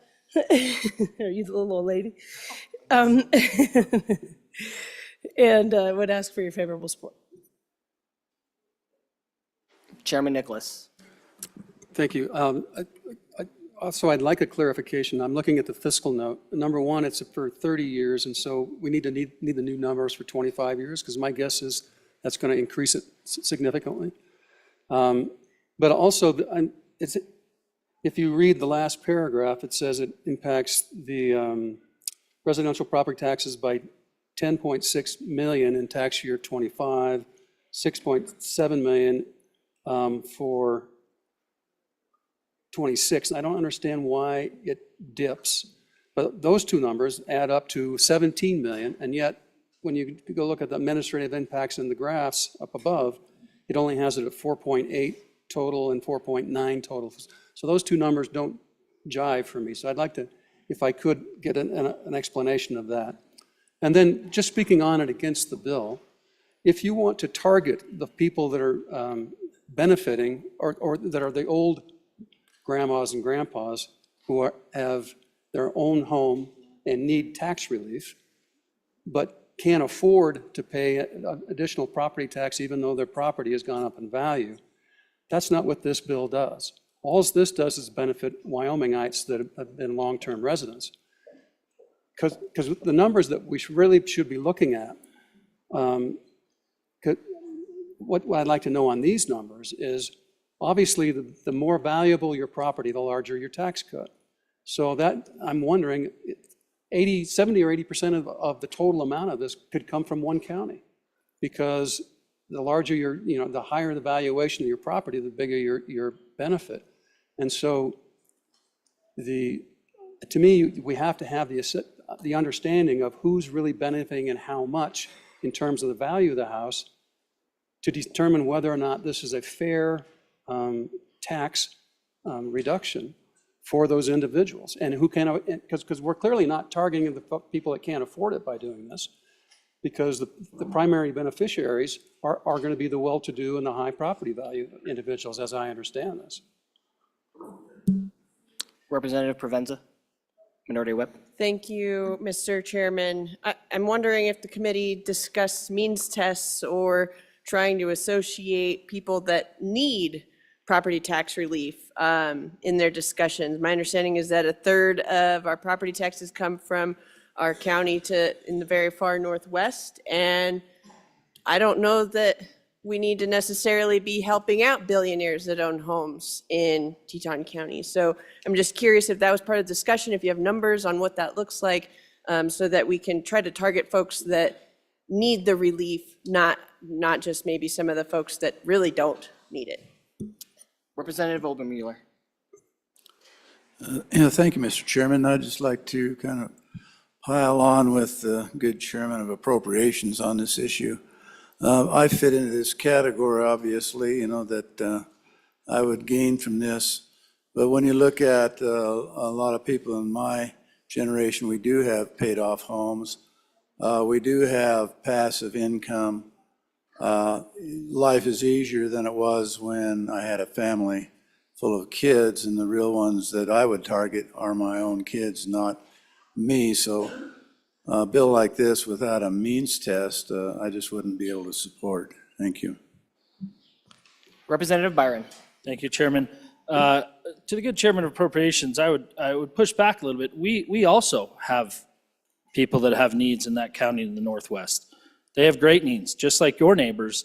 They have lived there 20, 30, 40, 50, 60 years. They also bought their house for $60,000, $70,000, $80,000. So that is the targeted relief we're after. As for the fiscal note, your good revenue committee barely got this bill out 2 days ago. So I think it would be highly appropriate to ask for an updated fiscal note and see if we can't get those numbers to jive a little more. But to the good representative over the Hill, a means test was discussed briefly, but as somebody that's in this industry, and it is my day job, we're not targeting the people that have moved to the county where the mountains are tall and sometimes snowy and sharp in the last 10 or 20 years. We're talking about the people that have lived there, contributed to the community, just like they contributed to your communities. So, I do know and I do recognize that over $80 million of our property taxes last year came from that county I continue to talk about. But, don't be alarmed. A lot of people have also already left that, and this does have a means test where you do have that 25-year requirement that you have paid and that age. So I think these are all great concepts, and yes, we did discuss them, but as we get to the end of this discussion, I would ask for an aye vote on this bill, and we can get you some of those answers for next reading. Vice Chair Oakley. Thank you, Mr. Chairman. I made similar notes. Thank you to the good representative from the western side of the county. Something that was said by the good chairman of appropriations, the bigger the value, the bigger your benefit. Yes, as we've talked about, it's interesting to me to listen to the debate kind of go on its head. We all talked about this letter that we got from a woman in that western county that had bought her house for, $100,000, and now her property taxes are $10,000.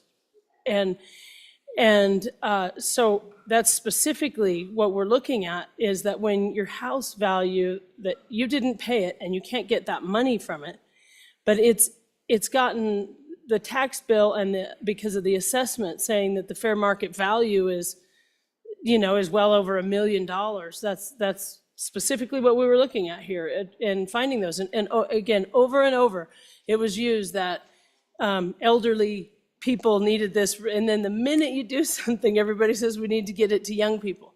So it's a policy discussion. I believe that this is a good way to go. I'm assuming you've heard some from people in your county. People were very excited about this long-term home ownership and maybe getting only paying half the tax bill that they have been. And it was mentioned, the means test was mentioned. Not only is it very difficult to administer, all of a sudden that means the assessors are going to have to get everybody's tax information, income information, make determinations there, which would be difficult to administer, and maybe not the direction that we want to go. So with that, I think people understand the policy decisions that are involved here. Oh, and then I guess finally, we've talked about it several times. We did mention it, Chairman, that this fiscal note has not been updated since we changed it to 25. That needs done. So those numbers, we'll be working on getting those to you.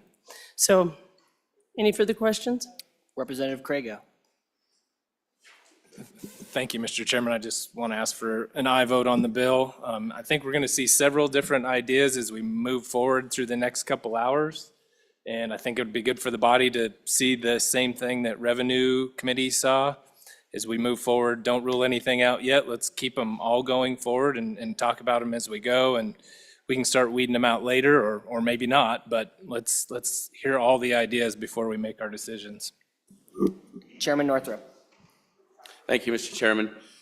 I'm having LSOs hand out a handout that we got, and on the first page of it shows, I'm gonna look at somebody to find out.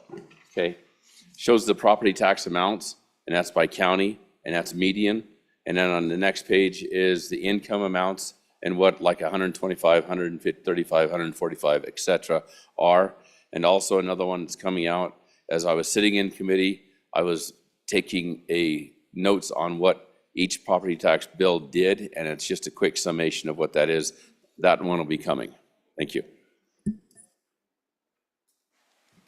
Representative Obermueller. Just briefly, because I want to see if the vice chairman can get me from a no to a yes on this. She made the argument that sounded reasonable, that here's a net, you're trying to catch the lowest income elderly people that have been in their homes. So that's the target.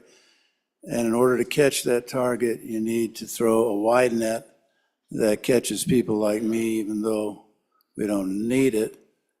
But is this one that you affirmatively go and apply for? And if it is, then that would be the answer for the person like myself, to just simply opt out of it on a principle. Representative Storer, do you happen to have an answer? Thank you, Mr. Chairman. I would just add that in order to qualify for this program, you will have to apply for it. You will sign an affidavit, essentially, that says that you own property for as many years as is required within the state. The assessors don't have the ability to investigate individuals. So just like with the property refund program, they're relying on your affidavit to be telling the truth.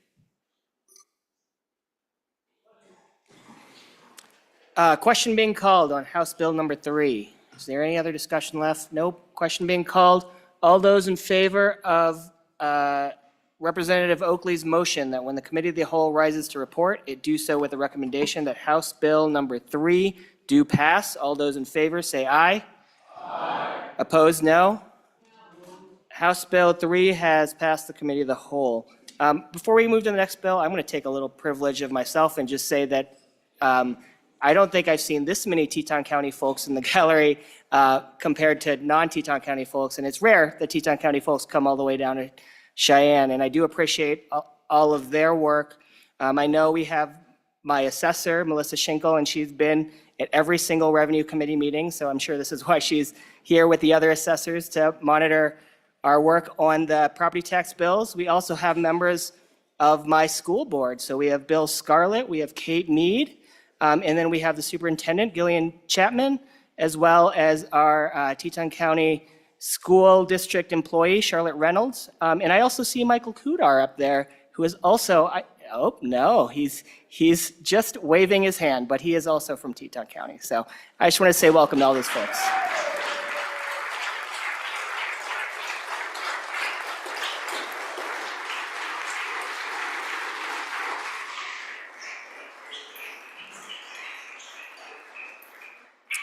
And to the other assessors that are here, thank you for being here for all of those revenue conversations. I think your input is sorely needed, and I do appreciate your work as we work through these revenue bills.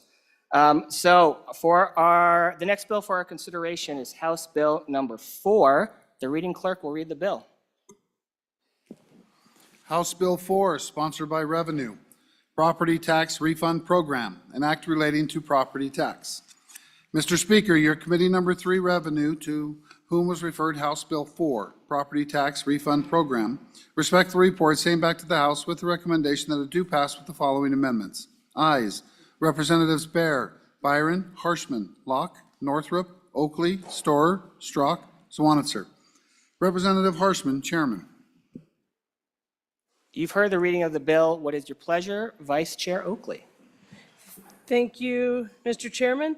I move that when the committee of the whole rises to report, it do so with the recommendation that House Bill number 4 do pass, and I further move the adoption of the standing committee amendment. And I would turn over the explanation of House Bill 4 to the good representative from the western part of the state. Representative Storer. Thank you, Mr. Chairman. Thank you, Madam Vice Chair. House Bill 4 is a modest expansion of the property tax refund program that we expanded last year. I will explain the bill, and then I'll explain the standing committee amendment.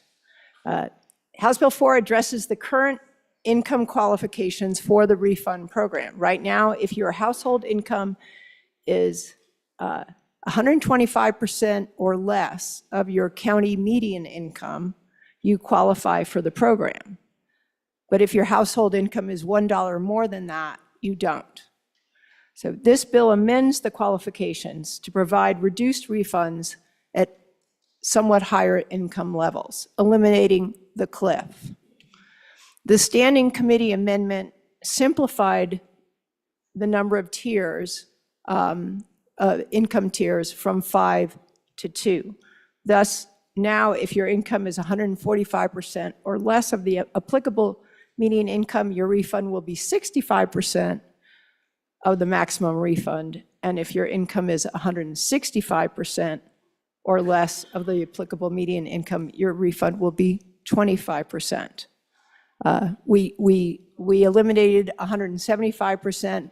We eliminated the 5% because we felt like those checks might be so small that people wouldn't bother cashing them. So again, this is a modest expansion of the targeted refund program.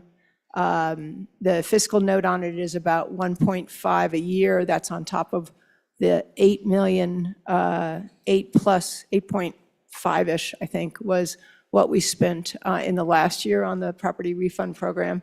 So with the slight reduction, it's probably in the 1.2 million per year additional costs that would be backfilled by the state program. The handout you just got should show you what median income is for your counties and for the applicable areas. And with that, I'll stand for any questions. You've heard the motion on the standing committee amendment. Are you ready for the question? Question on the standing committee amendment having been called. All those in favor say aye. Aye. Opposed, no. Standing committee amendment number 1 has been adopted. We are back on the bill. Is there any discussion on the bill, House Bill 4? Are you ready for the question? Question having been called on House Bill 4. All those in favor of Representative Oakley's motion that when the committee of the whole rise to report, it do so with the recommendation that House Bill number 4 do pass. All those in favor say aye. Aye. Opposed, no. House Bill 4 has passed the committee of the whole. The next bill for our consideration is House Bill number 45. The reading clerk will read the bill. House Bill 45, sponsored by Representative Crago. Property tax exemption, residential structures, an act relating to taxation. Mr. Speaker, your committee number 3 revenue, to whom is referred House Bill 45, property tax exemption, residential structures, respectfully report, same back to the House with the recommendation that it do pass with the following amendments. Ayes, Representatives Bear, Byron, Harshman, Locke, Northrup, Oakley, Storer, Strzok, Zwanitzer. Representative Harshman, Chairman. You've heard the reading of the bill. What is your pleasure, Vice Chair Oakley? Thank you, Mr. Chairman. I move that when the committee of the whole rises to report, it do so with the recommendation that House Bill number 45 do pass. And I further move the adoption of the standing committee amendment. And I would turn over the explanation of the bill to the good country lawyer. Representative Crago. Thank you, Mr. Chairman. Members, I bring to you House Bill 45. I ask for your favorable consideration. I'll give a little brief overview of the bill, then I'll walk through the language of the bill, and I'll walk through the amendment at the same time, and at the appropriate time ask for a vote on the amendment. House Bill 45 is a simple, straightforward solution to the skyrocketing tax increases Wyoming is currently experiencing in many of our counties. Simply, it is a tax cap structured as an exemption. Under this particular bill and under the exemption language of this bill, the maximum amount your residential taxes can increase in any year is 5%.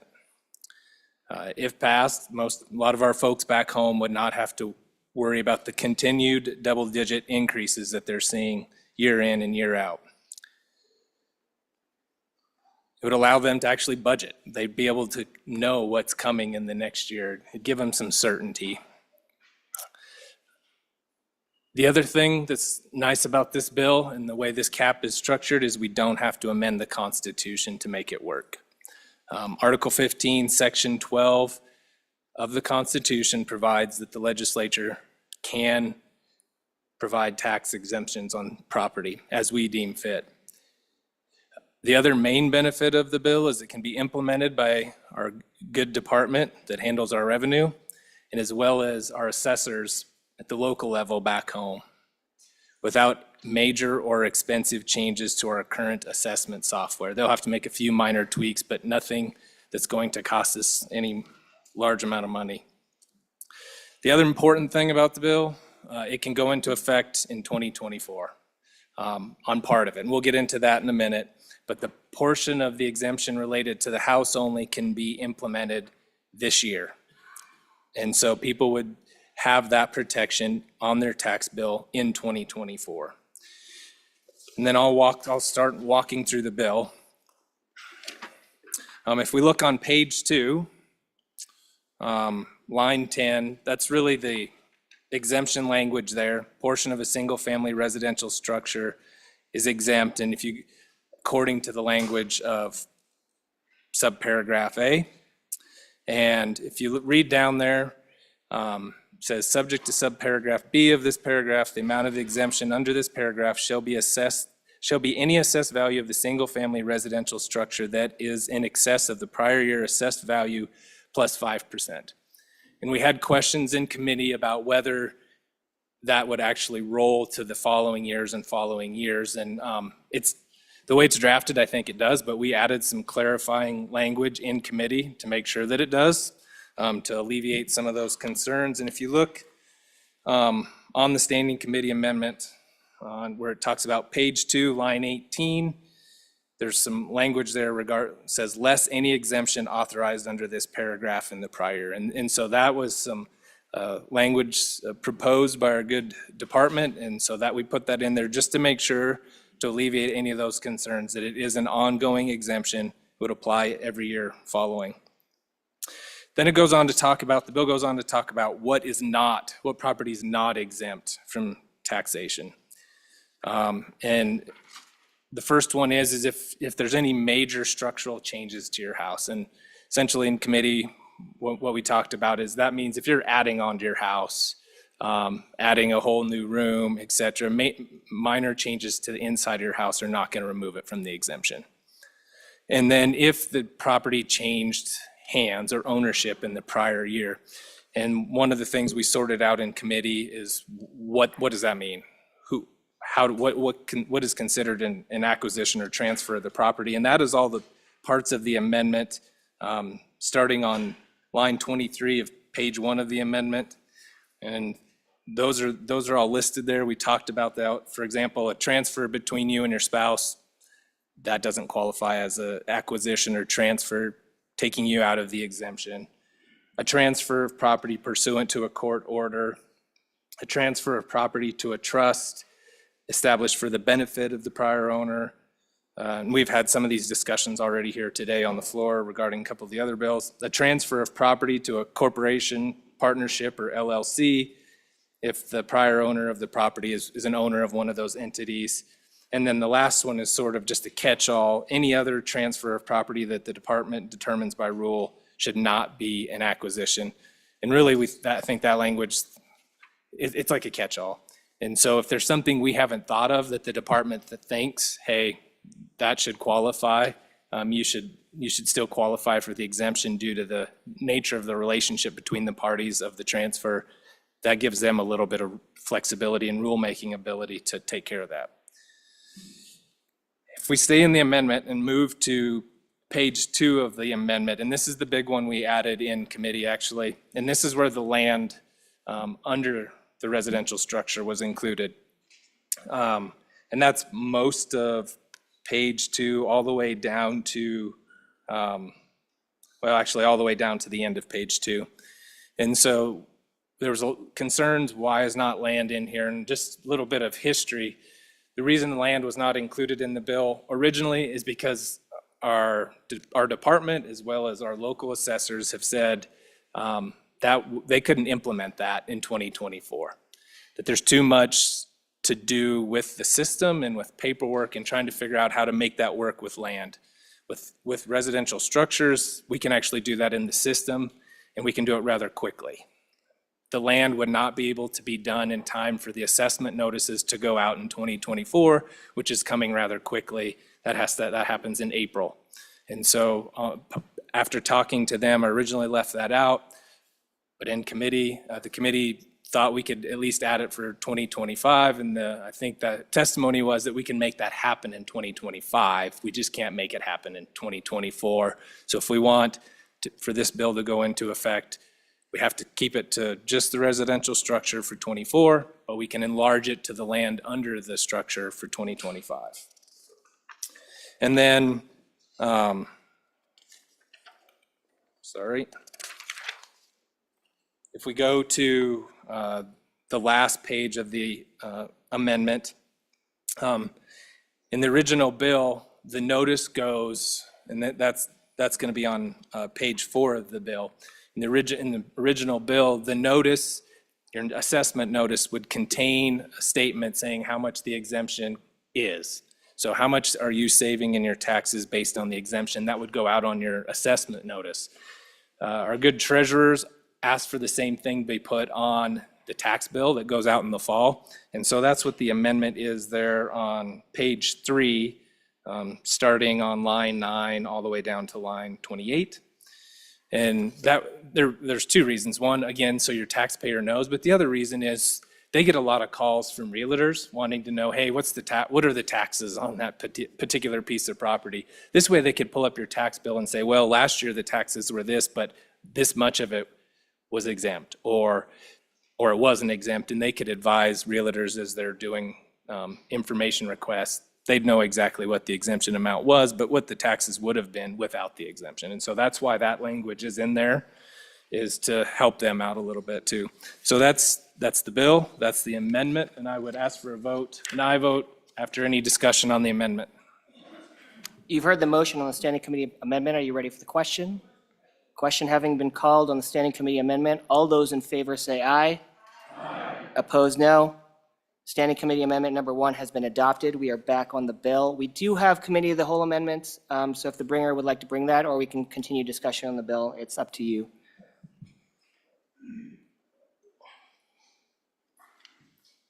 Representative Locke. Thank you, Mr. Speaker. First, I want to move first reading amendment number 1 for House Bill 45. And this is a pretty simple amendment. I just wanted to, and basically is all it does is it changes the 5% to 3%. And I want to talk to that a little bit and at least bring that information to the body and talk about how that may potentially affect people. So a lot of times, I know in some of the recent years of escalation, we've seen 30 and 50, and I have people in my district, and I know you all do. We have people who in the last 3 years have seen anywhere from 70 to well over 100%. So I realize that that's not every year, and that's not always. But even 5%, I want to talk to that a little bit so everyone has a perspective on what 5% increase is. No. I thought maybe I had done something wrong, Mr. Speaker, sorry. Anyway, I want to talk to the 5%. So when you look at 5%, you think, wow, in the face of a 30% a year, that feels pretty good. And I would not specifically argue with that. But that being said, 5% doubles in about 14 and a half years. So that means in 29 and a half years-ish, you're looking at quadrupling your property tax. And I would just argue, just about the time you're finishing up your mortgage, your property tax is quadrupled. Does that feel like you own your home? And especially about the time you're getting ready to retire. So I wanted to throw this 3% out there. Now, 3% is a little bit different. It basically doubles your property taxes at the 23-ish years point. But I wanted to throw those numbers out so people understand what 5% has the potential of impacting.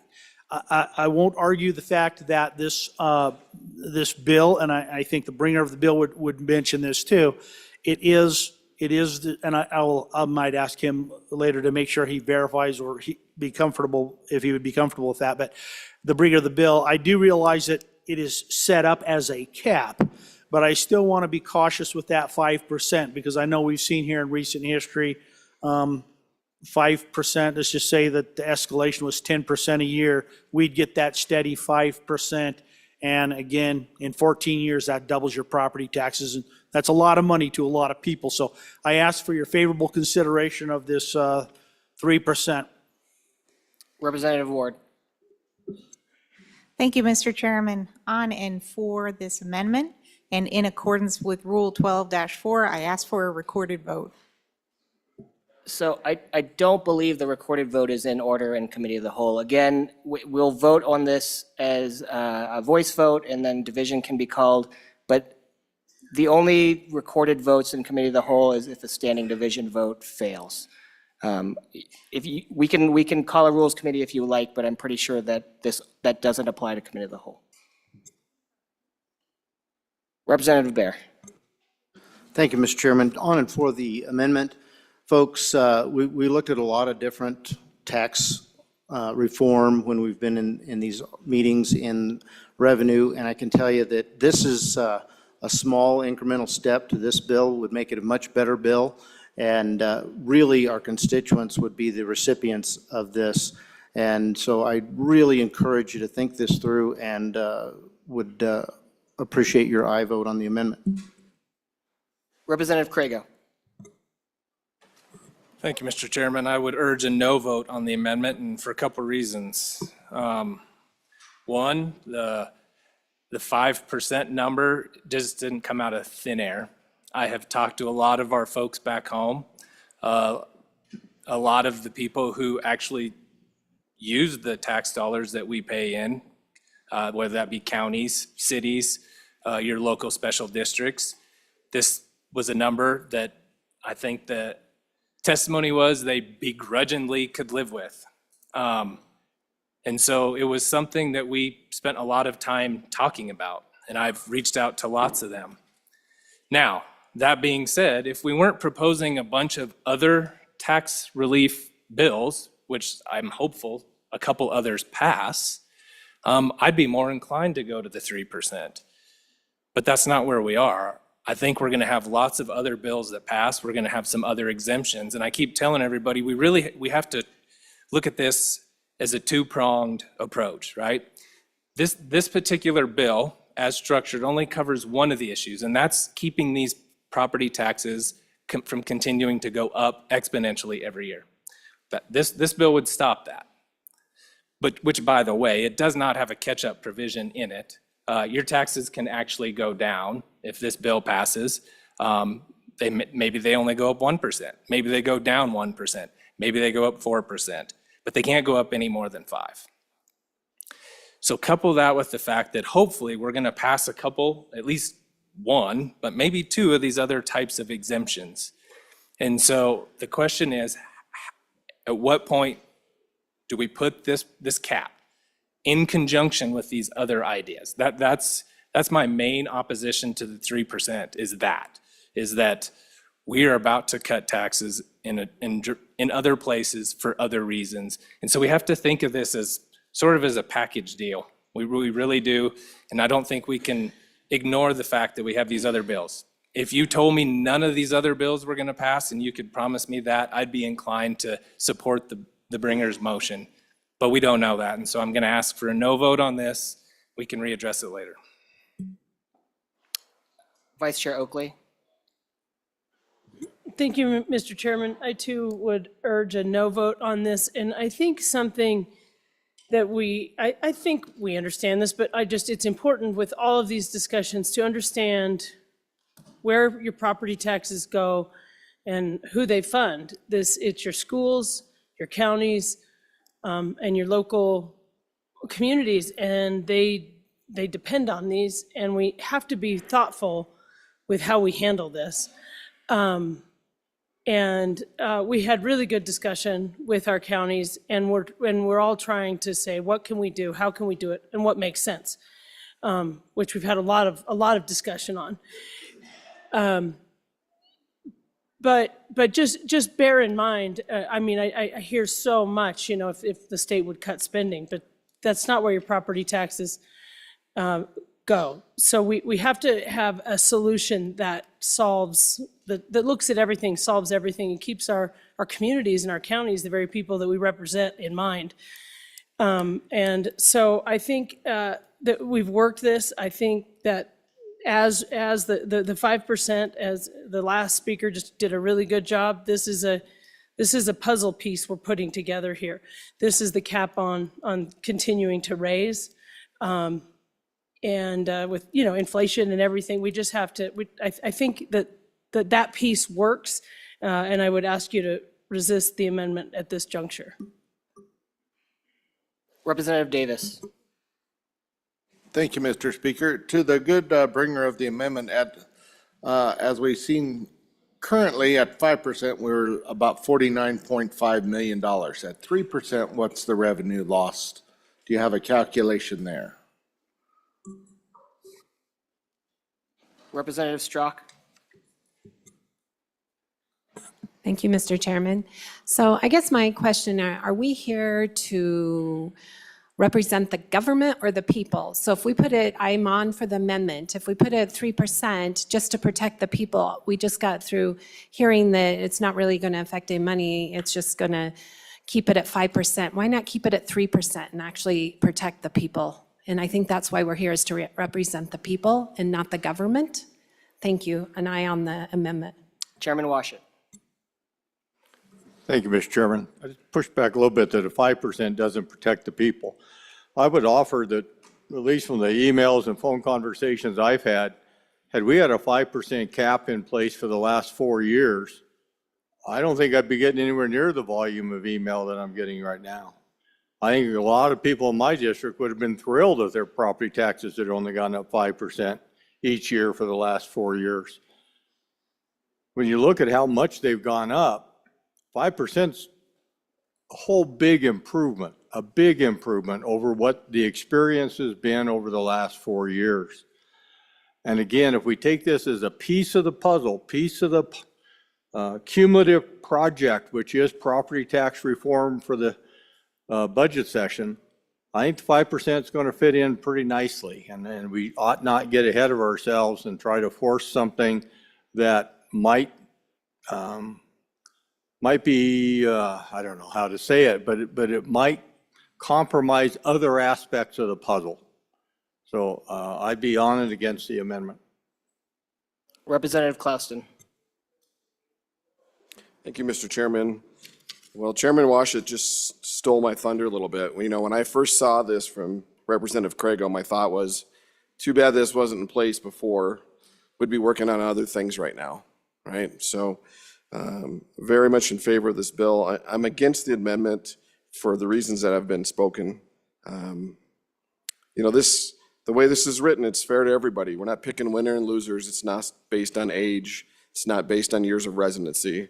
This is for every homeowner in Wyoming. Thank you. Representative Allemand. Thank you, Mr. Speaker. Last year, in Natrona County, property tax went up 40, 50, 60, and even 70%. The year before that, in Natrona County, 40, 50, 60, 70%. The last 2 years. The government asked the people to pay 70% more. Now the people's asking the government to tighten their belt just a little bit. The counties have a great way of spending the money. It's time they tighten their belt, and let's go to 3%. Thank you. Representative Pendergraft. Thank you, Mr. Chairman. I had a question in all of these discussions and testimony. Was there some sort of a chart or graph or explanation of the various communities and counties and what they were holding in reserves? I know that, for example, in my county, there are some fairly substantial reserves. I'm sure that's not true all across the state, but that information would be helpful. Thank you. We are on Committee of the Whole Amendment number 1. Are you ready for the question? Question being called on Committee of the Whole Amendment number 1. Oh, Representative Locke, please. Thank you, Mr. Speaker. I'm sorry, I wanted to at least answer a couple of those questions so people understand. And I do apologize for the question about, I don't have the numbers associated with the 3%. We've run a ton of curves and analysis against the variations here, but I didn't have the numbers handy, so that's my bad. And also real quickly on the reserves discussion, the short answer is we only had a limited discussion on the reserves, and I do know some counties, the reserves question was there are quite significant reserves. That being said, I understand, and by the way, I do want to thank the bringer of the bill for getting this conversation started, because I do think it's a very important conversation. And again, I just want to ask for your favorable consideration for this amendment. Thank you. Question having been called, all those in favor of the Committee of the Whole Amendment number 1, say aye. Aye. Opposed, no? No. The amendment has failed. Division having been called, all those in favor, please stand and stay standing and stay still.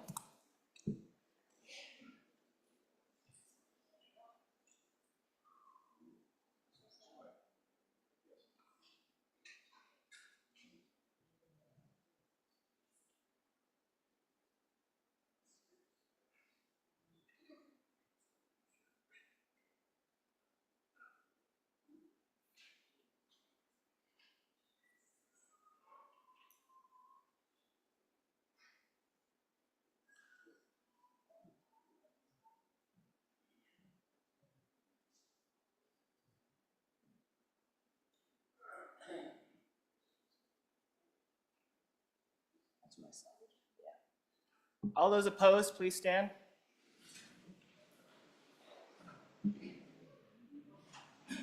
More than 26. The amendment has failed. No. So we are now back on the bill. Representative Locke. Thank you, Mr. Speaker. And I move first reading amendment number 2 for House Bill 45. This one, I do want to thank the chairman of Judiciary for his question and comment from before. Hopefully that was okay to say that. But anyway, this amendment actually is what I have, good or bad, referred to as a clawback. Because the concept here was, now the concept here is to basically go back some number of years. In this particular clawback, I've chosen 2019 as the clawback, so basically taking back 4 years and then applying that 5% moving forward. So that's what this bill does. Here again, it's to get us back on a, for lack of a better term, a glide path that makes it manageable for the citizens, so they're not, you know, this bill does great things to get us some what I would refer to as some reform, and puts that in place. This tries to provide maybe a little bit of let's call it relief in this particular case, where we get people back on to a date where they aren't hurting as bad on their property taxes. So that's what this amendment is an attempt to do, is to put a little mix of relief into this bill. And I wanted to basically put this out there. I would ask for your aye vote on this amendment to take us back and get us moving in that direction. And again, if there's any questions, I obviously stand for questions. Thank you. Chairman Zwanitzer. Thank you, Mr. Chairman. And again, I think we all believe the concepts contained that we talked about in the interim are perfectly agreeable in this, besides the 3% we just voted on. The issue is that 2019 year, which is important because a lot of the increases did happen after that. The issue, as testified by our department and assessors, is there's a whole lot of unanswered questions on how to do that, right? Any property that came online after 2019, what did they do? And there's just a lot of rules and regs, and they testified several times that it would just take a while to sort all those out, and we'd be giving a whole lot of discretion to our department and our assessors on how to make a lot of interesting situations work correctly. And so there's, I think, some fear of, people would contest and we'd have more hearings. And it was just an idea that sounds really amazing, but is really tough to implement without a lot more guidance, time, and work. And so that's why your committee chose not to utilize that concept in a separate bill, not because we don't necessarily all agree that everything kind of has gone to heck the last 3 or 4 years, but jumping back 5 years retroactively leads open a whole lot of conversations and questions of how we make this work. And we just couldn't get there this year.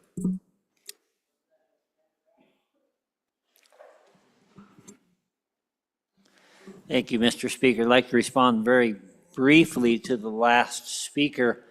In this state, we don't shy away from hard work if we think it's the right thing to do. I'm on and for the amendment, obviously.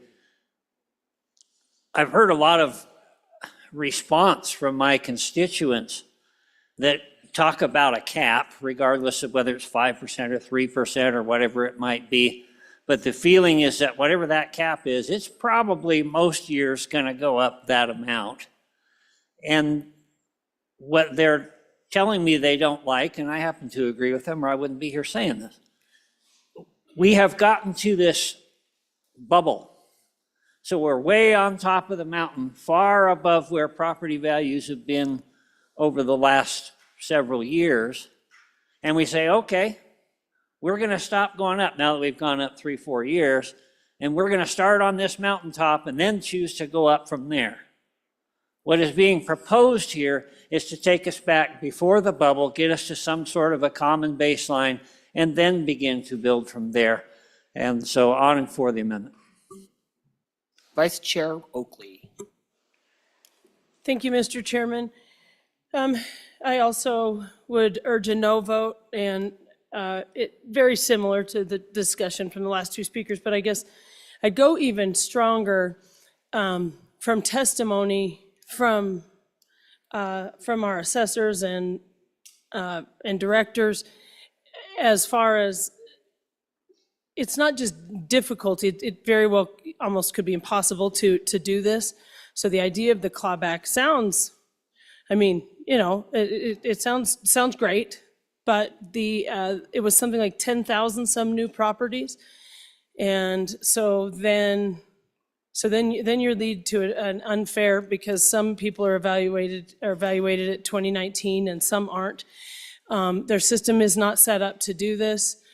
They were talking about possibly doing hand calculations. And that's why I push back a little, because when it's just classified as hard work, believe you me, our assessors they're working with us to help us with this. But we have to hear them when they say that their systems are not capable of doing something, and that it's more than a burden, and in fact, possibly an impossibility to administer some of this stuff. And that's what we're looking at for these clawback. It just becomes, it's just not feasible. So I think if you take that into account, we have to use that. We have to take that fact and decide our policy from there.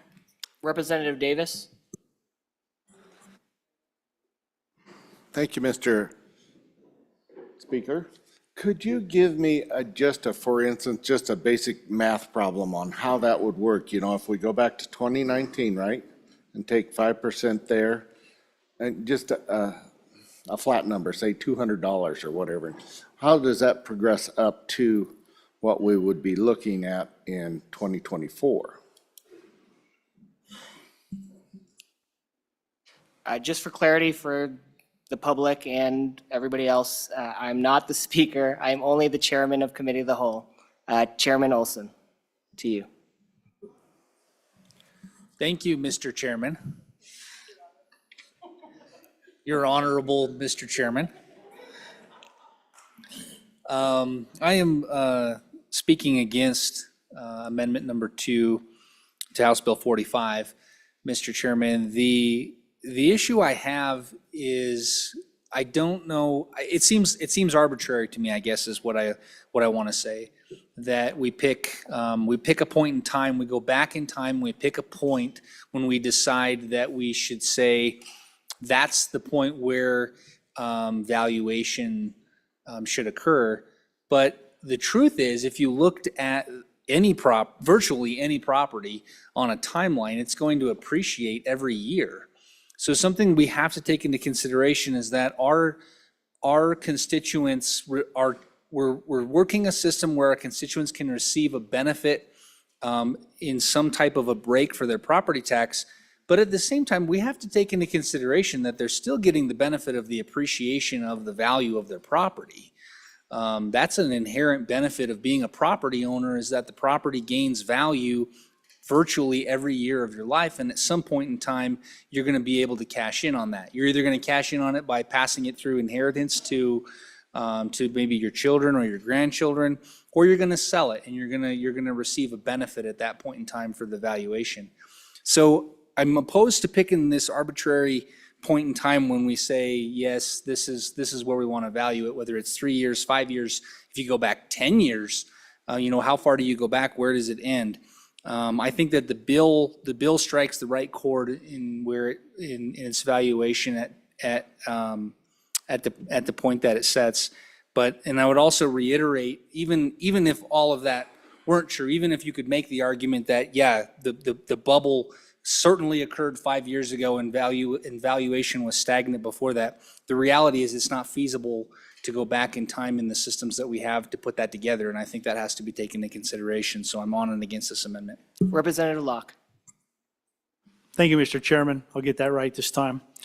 So I wanted to answer a few questions, and I wanted to thank the representative from this great county right here, as well as the speaker just a couple of speakers ago. They brought up a very good point, and I should be admonished for not properly presenting this, because they are definitely right. There were some things brought up in committee about some of the complexities of this amendment on another bill, or this concept in another bill.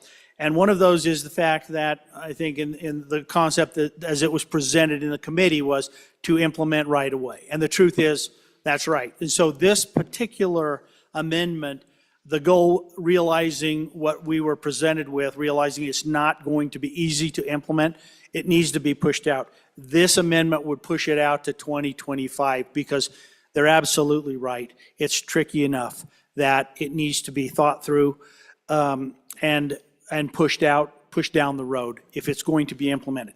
The second piece of that was the fact that the way it was presented previously, it was presented with a much more, I would call it a complex calculation.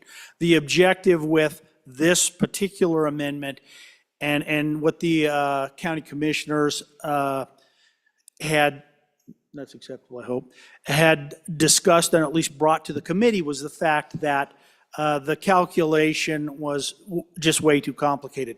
This amendment basically simplifies that down to it goes back to a certain point in time and then just applies a flat 5% moving forward to bring us up to the current date. So I did want to at least answer those issues.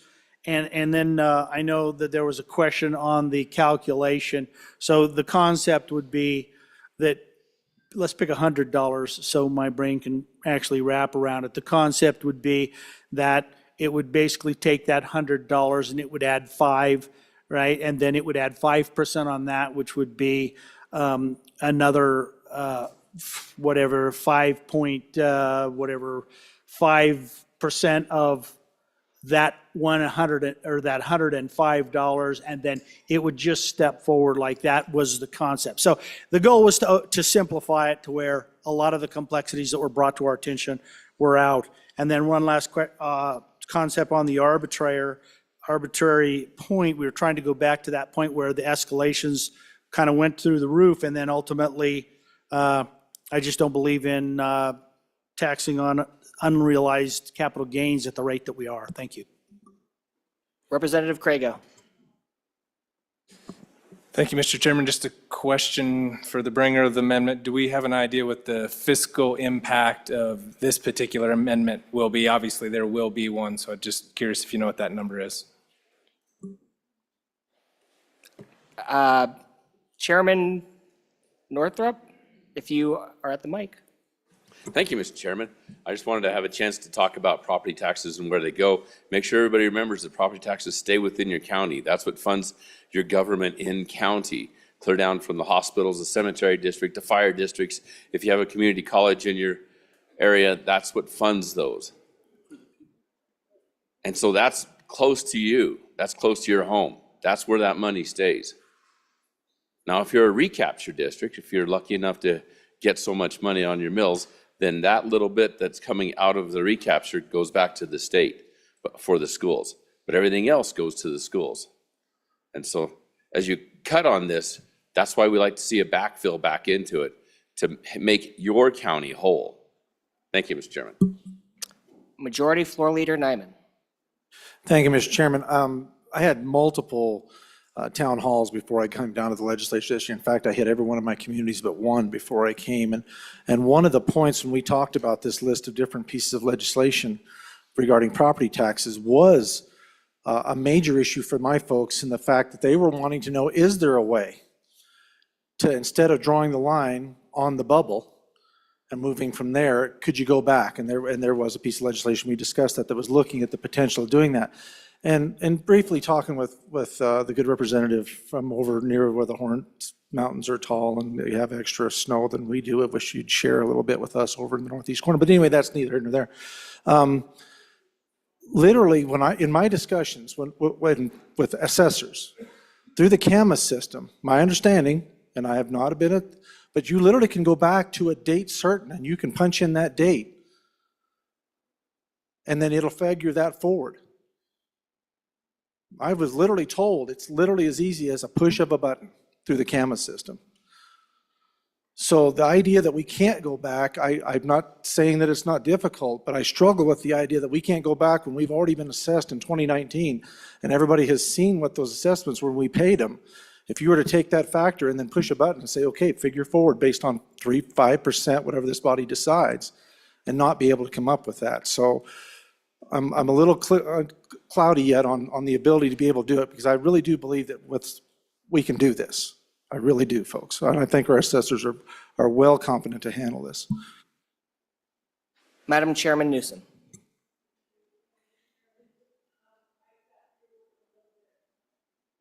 I sat through a little bit of the Revenue Committee meeting when the department was doing their presentation, and they gave the example of, okay, I have my house in 2019 and it has an assessed value. In 2021, I build on a large addition, I build on a garage, and it has a different value. So for that piece of property, going back to 2019 does not take into account the improvements made in 2021. And that's a challenge. The other challenge was those properties that did not exist in 2019. We've had a big building boom in my county as part of this rush to move here. And so what do we do with those homes that did not exist in 2019? But mostly it was the building on, mostly it was the change of the value of the home by virtue of remodeling, by virtue of building on, that then do they get to go back to the 2-bedroom, 1-bath assessment, or do they have to move up to the 3-bedroom, 3-bath assessment? Representative Pendergraft. Thank you, Mr. Chairman. I just wanted to respond to the good chairman from District 43.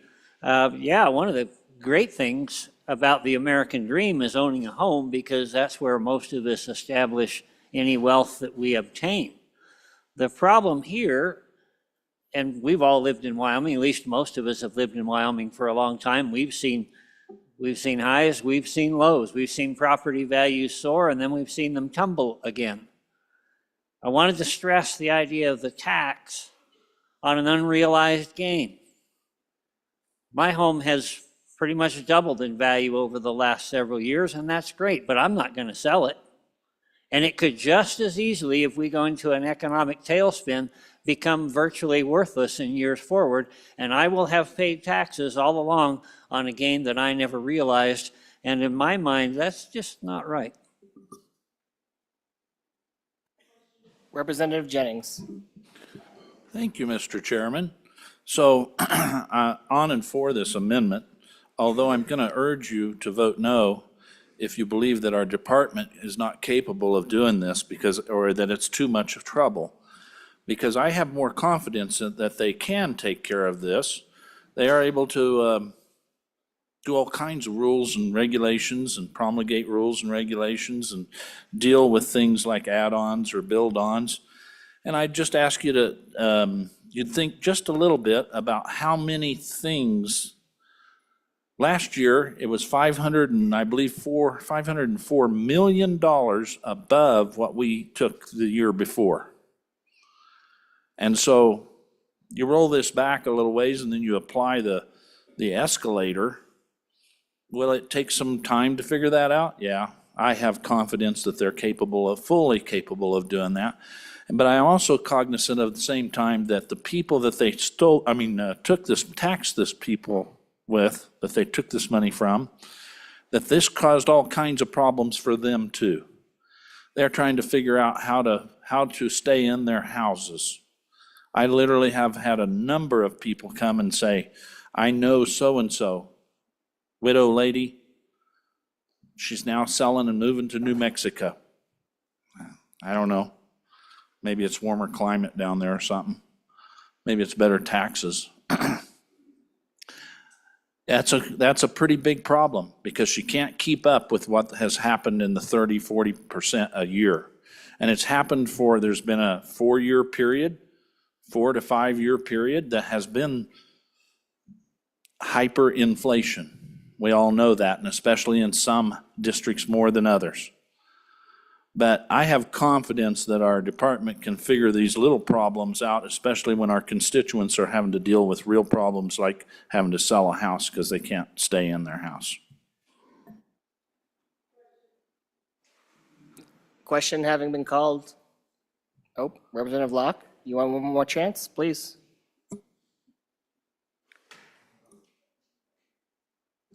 Just real quickly, I did want to say that thank you for your comments, by the way, for bringing some good points up.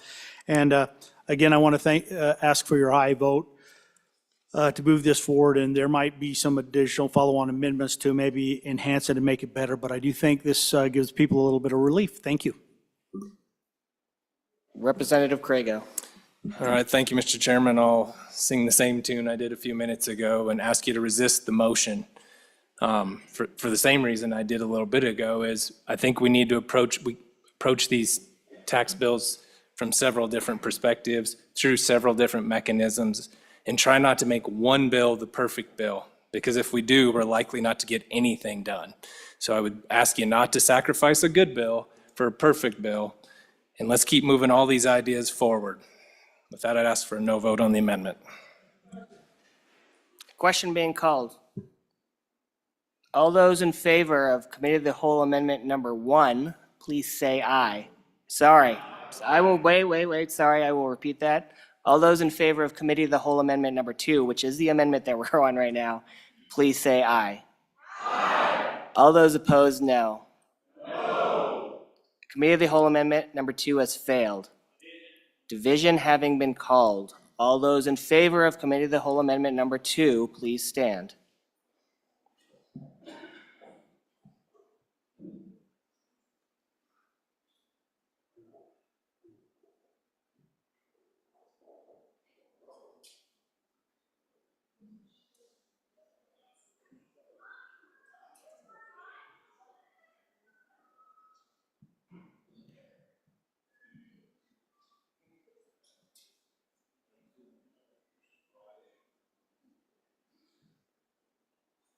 All those opposed, please stand. More than 23. Committee of the Whole Amendment number 2 has failed. We're back on the bill. Representative Locke. Thank you, Mr. Chairman. And I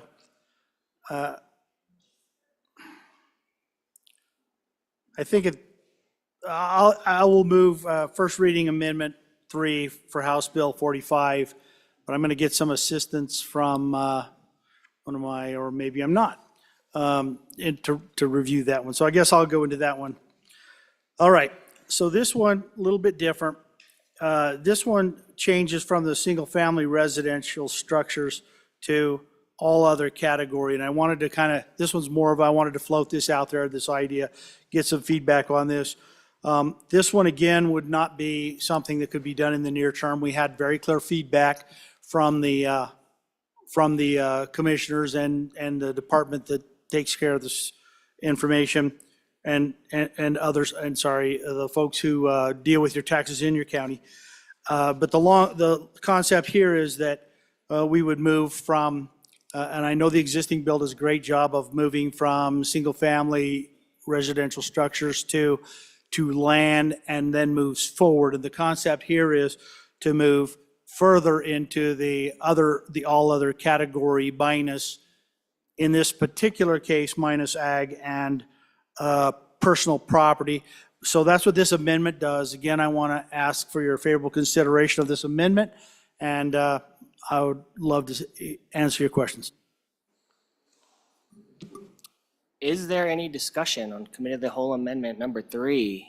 Representative Craigo. Thank you, Mr. Chairman. I'm not exactly sure what the amendment does, so I'm going to ask for a no vote at this time. I might come back after I read it a little bit more.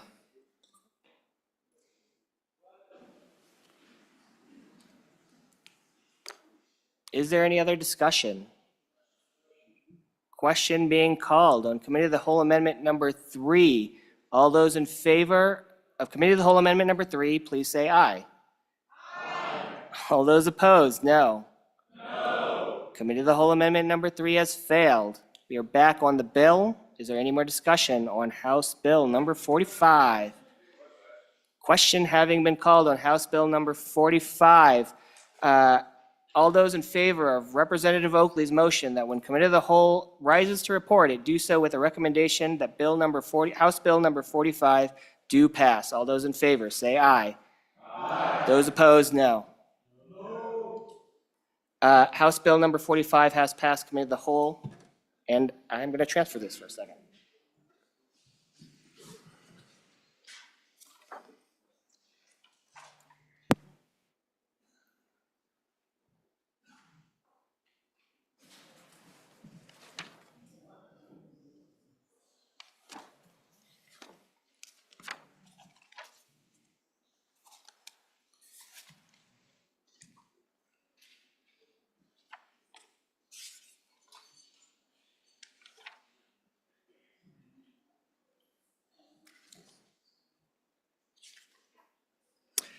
Okay, members, as a reminder, the 5 p.m. deadline for having your budget amendments into LSO, at least in concept form, is rapidly approaching. So please remember 5 p.m. today, and then remember they need a final approval by 2 hours prior to gaveling in tomorrow. And I'm not sure when the good majority floor leader will call us in tomorrow, but remember it will be 2 hours prior to that gaveling in time. Concept must be in by 5 p.m. today.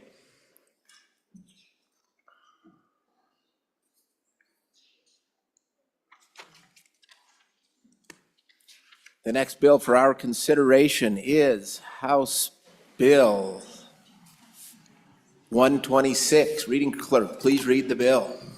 House Bill 126, sponsored by Representative Yin. Child care is a residential use of property, an act relating to property. Mr. Speaker, your committee number 7, Corporations, Elections, and Political Subdivisions, to whom's referred House Bill 126. Child care is a residential use of property. Respectfully report, same back to the House with the recommendation that it do pass with the following amendments. Ayes, Representatives Chadwick, Haroldson, Harshman, Knapp, Newsom, Olson, Ottman, Wiley, Yin. Representative Olson, Chairman. Chairman Olson. Thank you, Mr. Chairman. I move that when the committee of the whole rises to report, that it do so with the recommendation that House Bill 126 do pass. And I further move the adoption of the standing committee amendment. I suppose I could explain the amendment first, and then we'll go to, we could probably do it either way, but the amendment's really quite simple. It deals with the number of children contemplated in the daycare facility or daycare provider. So the way that it works is it's kind of stair-stepped in Wyoming law. If you have a single provider, so a single care provider, you can have up to 10 children under your care. If you add a second person to that formula, you can have up to 15 as an example. And so what this bill is trying to do is speak to residential daycare providers. And so from the committee's standpoint, we believed that the number of allowable children should be reduced from 15 to 10 because we're really trying to capture that single provider, not somebody who has an employee, not that level of a business anyway. So that's the standing committee amendment, and I would take any questions you have about my explanation. Question being called. All those in favor, is there any debate? Seeing none. Question being called. All those in favor signify by saying aye. Aye. All those opposed, no. Standing committee amendment number 1 has passed committee of the whole. Chairman Olson. Yeah, thank you, Mr. Chairman, and I will turn over the explanation of the bill to the author from the good county of Teton. Representative Yin. Mr. Chairman, thank you. So what we have here is a simple little bill. Essentially, you have situations where there is a strong demand for childcare in many of our communities. There's just a distinct lack. And I've been trying to figure out what are ways where we can incentivize more childcare without spending any state dollars. And I was looking towards one of the bills that we had last year where it incentivized new at-home daycares, and I thought this was one that kind of fit really well with that idea. The situation is that you have HOAs where they have restrictions over commercial use, but without really explicitly calling out childcare, right? So, for example, is a babysitter that comes over to your house and takes care of your kids, is that a commercial use? What this bill does here is just really clarify that childcare in that situation is not commercial use. So neither is running a family care home, which is in rule up to 10 people with no employees. So you have 10 kids, 1 person at home. It also allows that situation in the bill that we had last year where you could have an unlicensed childcare center with some restrictions over that number, but that's still less than 10 kids. So with that, I'm happy to answer any questions, but really this is just clarifying that that childcare is a residential use. So if there's an explicit ban on commercial use, this doesn't fall under that. However, if an HOA would like to ban childcare, they can do it, but they have to do it explicitly, right? So they have to say within their covenants, childcare is not allowed under those premises, but it can't be something where they're saying business use or commercial use. We're saying that childcare is residential use. And with that, I'll answer any questions. Thank you, Mr. Chairman. Questions? Representative Pendergraft. Thank you, Mr. Chairman. On and against the amendment, very much in favor of the bill. I think it's a great bill. The amendment, though, bothers me in that is it the position or is it the place of this body? Representative Pendergraft, we're still on the bill as a whole. The standing committee amendment has already passed. There is a committee of the whole amendment, but it has not been moved or even brought at this point. So the bringer of the bill itself has just presented. So we are on the bill itself, Representative Pendergraft. My apology, I missed that. On and for the bill. Any further questions? Representative Zwanitzer Dave. Thank you, Mr. Chairman. I'm curious if there was any discussion in the committee about the exchange of dollars. So obviously, if there is an exchange of dollars, then I think we go into the realm of a commercial property, i.e. if you have a homeowners association and one of the members has a woodworking shop and he just likes to do woodworking stuff, that's one thing. But if he has his door open for business to do woodworking and having people come and go, then I think it slides into the commercial era. So my thought is if the caregivers are there just to watch the children, then I don't think this tips over. But if you get into a situation where they are receiving money, then I think you've gone into the commercial end. So was there any discussion in the committee upon that? Representative Yen. Mr. Chairman, thank you. So I don't think that there was explicit talk of exchange of money. There was talk of whether hiring an employee should be considered a business use, and that's really where the amendment came in, because it restricted the type of childcare home to the 10 and below, which doesn't require the hiring of an employee. So that was really the only discussion over really how it is considered business or not. The exchange of money, I don't think really factored into a lot of the conversation. Thank you, Mr. Chairman. Further questions following the presentation? Seeing none, Representative Chairman Newsom, I believe you have a committee of the whole amendment if you want to bring that. Thank you, Mr. Chairman. I move Committee of the Whole Amendment Number 1 to House Bill 126. So what we wanted to avoid is if one of these childcare facilities was to open in a neighborhood and the neighbors didn't know about it. So this amendment requires notice and says before providing childcare in a family daycare home, if the residential property is located in a subdivision subject to covenants of homeowner association, the owners of the residential property shall provide notice not later than 60 days before providing childcare. The notice shall be in writing and shall be mailed to the homeowners association. And each owner of real property whose property is within 300 feet of the residential property providing childcare in a family daycare home. So we just don't want somebody to be blindsided. We don't want you to be at your house one day and then 10 cars pull up and drop 10 kids off and you're just saying what's going on. So I think that's a fair deal for the neighborhood to have that notice. Thank you. Representative Pendergraft.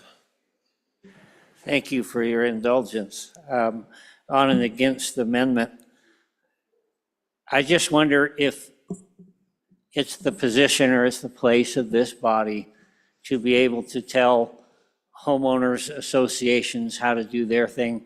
Are we ruling from the top down, or do we just allow the homeowners associations and other neighborhoods to handle this on their own?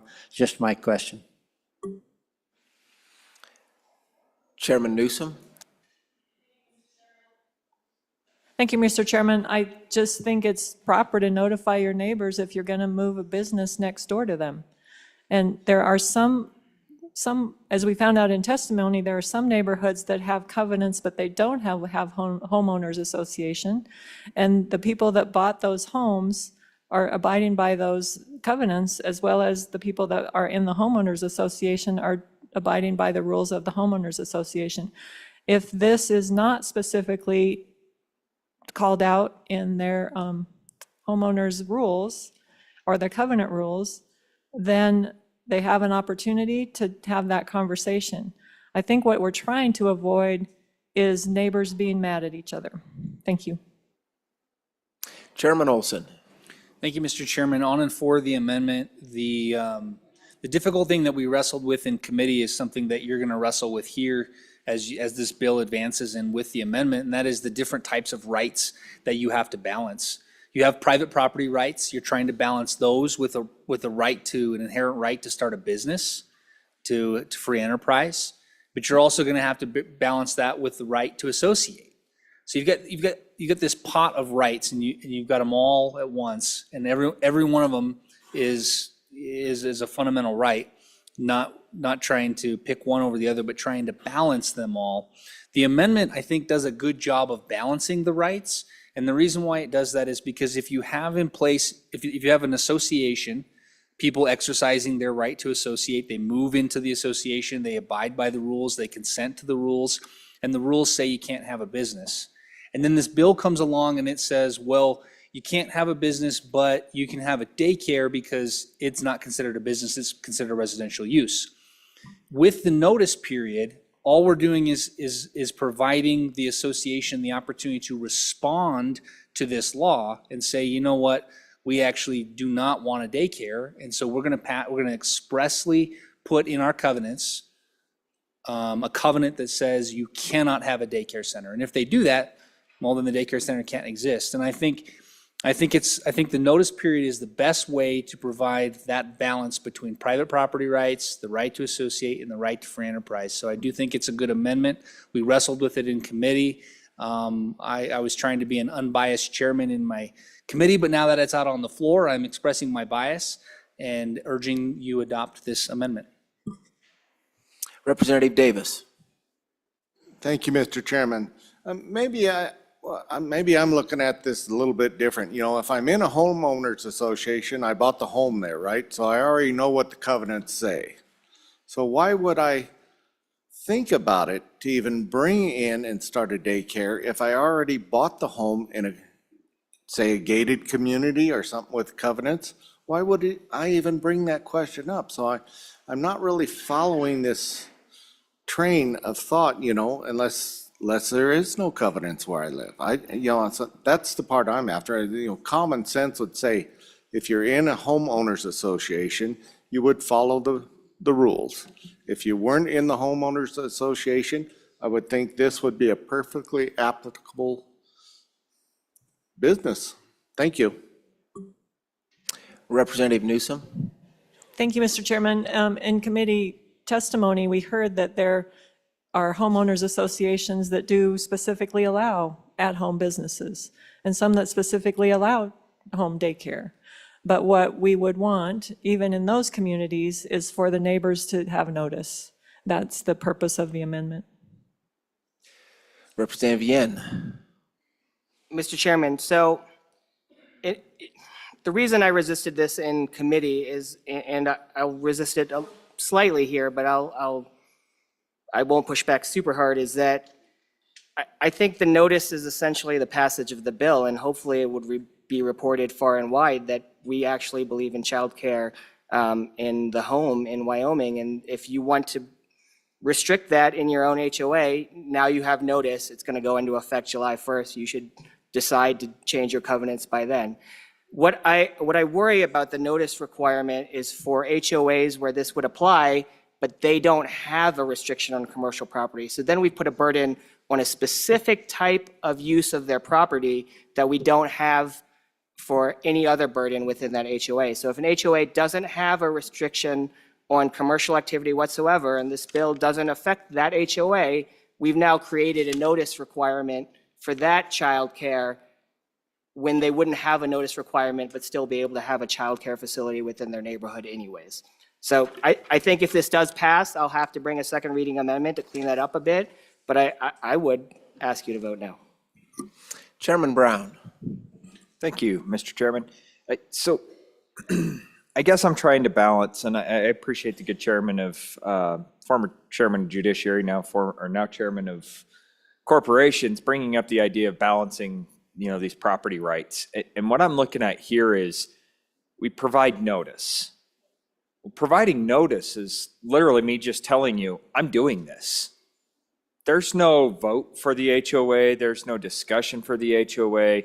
There's no discussion of the neighbors to rally around with the language that's in here that says 50% of the adjoining landowners have to agree to this. We've seen those types of bills all over in this body.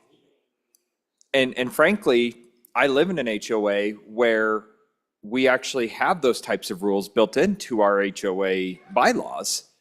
But one thing that I've learned in this process is that if you want to go through this and you want to try to restrict something like this, it becomes ridiculously expensive. I mean, you're talking about hiring a retainer for an attorney of, $3,000 to $5,000 just to bring up an argument against the HOA. And I think the good member from, the Bags area made a pretty dang good recommendation here, that if you're buying into this area, you know what you're buying into. I think this portion of a notice, I think it's well intended, but I don't think it goes even far enough. I agree with the bringer of the bill that maybe we need to clean that up even a little bit more, but I'm still skeptical on the bill as a whole. I think what we're starting to infringe upon right here is the potential of, man, I don't know if I'd ever be able to sell my house if I had 2 daycares living right next door to me and they just decided to start them up and they're not licensed, they don't have anything else going on. Gets me a little bit concerned about my private property rights by us going in and just changing law saying, we can have a child care facility in a residential area, 10 kids, it's okay. So on and for the amendment. If this passes through here, I'll try to clean it up in second reading as well. Not so sure I can say aye on the bill yet. Thanks. Representative Singh. Thank you, Mr. Chairman. I really do believe that if someone is invested so heavily into having private property, their own property, that we should be fighting to strengthen their private property rights. And so because of that, I'm going to ask for a no on this amendment. Thank you. Any further discussion on Committee of the Whole Amendment number 1 to House Bill 126? Seeing none, all those in favor of Committee of the Whole Amendment number 1 to House Bill 126, please say aye. Aye. All those opposed, no. No. Committee of the Whole Amendment number 1 has failed. Moving back to the bill. Any further discussion on the bill? Representative Zwanitzer Dave. Thank you, Mr. Chairman. I would like to ask for a no vote. I think we're really getting close to redefining what a residential property is. As you let a commercial business go in, all of a sudden you have a commercial property, and then you go through zonings and all the things that go with it. So think about that very hard as you vote. Chairman Nicholas. Thank you, Mr. Chairman. So on and against the bill, ladies and gentlemen. So what does this bill do? My guess, there are hundreds and hundreds, if not more, thousands of HOAs that have been crafted with a lot of time and a lot of money based upon the law as we know it and language as we know it.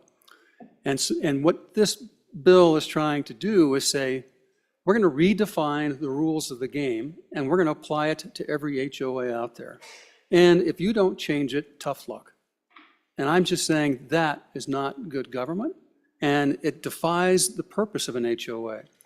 So, for example, some HOAs require 90% to modify those covenants, because the whole point is you don't want to change those covenants. They run with the land. And so but now all of a sudden, if you need 90% of the vote, because the legislature has changed the definition of what a business is on a property, that doesn't make sense. So I'm just saying that, and when you create an HOA and you run those, they run with the land. They don't run with the property. They are part of what you buy. So this is trying to attempt to change the agreement and the contract and a covenant that you bought into when you bought that property and when you sold it through legislative action. I mean, it really doesn't make sense. And so on and against the bill. Representative Yen. Mr. Chairman, the one thing I would clarify that I forgot in my presentation is that this only applies to covenants. So that only applies in the HOA arena. It doesn't apply to town zoning. It doesn't apply to county zoning. So if there's zoning ordinances that prevent certain types of activities, this doesn't touch that. Really, the only thing it affects are covenants and within that HOA realm. I think childcare is one of the strongest needs that we have in all of our communities and the state. So I would urge an aye vote on the bill. Thank you. Representative Davis. Thank you, Mr. Speaker. I'm on and for the bill, and the good representative chairman over there, him and I served on the regulatory task force, trying to reduce reduction, try to promote things in Wyoming. So I think If we keep throwing all these things up there, what are we doing? We're stifling it. So I think we need to really sit back and think, use some common sense here, and then address the issue. I'm on and for the bill. Representative Slagle, are you wishing to speak, or are you just hanging around by the microphone? Okay. Any further discussion on House Bill 126? Chairman Brown. Thank you, Mr. Chairman. You're not the speaker. I can remember just about 7, maybe 8 years ago in this, not this chamber, we were in the other chamber. This same community brought together a very interesting bill about doing, not restricting the ability of a school to be built in their community by zoning laws. And I fought like crazy against that bill. That bill got put into statute and it passed. That was a rough defeat because I honestly didn't believe that that was the case. And what happened in that situation was I had a lot of people, not quite enough, that agreed with me that we shouldn't be going into the green books trying to fix everything in every single community and trying to make a law for everything. And this is exactly what I see happening is the same community, unfortunately, that was fighting for the defeat of a school because they didn't like the way that they went about doing their business, is now back here 7, 8 years later, utilizing the exact same process to try to get something that they do want. So I'm not sure that I'm going to stand on the side of continuing to fight that this is not the way that we do business all the time in the state of Wyoming. I do appreciate the good bringer doing what he's supposed to do, which is represent his constituents. But I think this starts encroaching in just a little bit too closely to my private property rights and what my constituents would agree with. So on and against. Representative Penn. Thank you, Mr. Chairman. On and for this bill, we have a lot of daycare needs across our state, and a lot of that is created by overregulation of various things. And I think this is the opposite of what we've done in the past, and I think this is a good step forward, so I'd encourage an aye vote. Representative Davis. Mr. Chairman, one other thing, you know, when I was served on this other committee, the one thing that kept coming up quite often, and maybe this would be a solution to all this, is let's leave it up to the local rules and regulations of the local community and the zoning, et cetera, et cetera. What will they allow? I don't think we on this level need to be dictating to that level how it should be. Further discussion? Seeing no one running to the microphone, all those in favor of Chairman Olson's motion that when the Committee of the Whole rises to report it, do so with the recommendation that House Bill 126 do pass. All those in favor, please say aye. Aye. All those opposed, no. No. House Bill 126 has passed Committee of the Whole. The next division being called. All those in favor, please stand.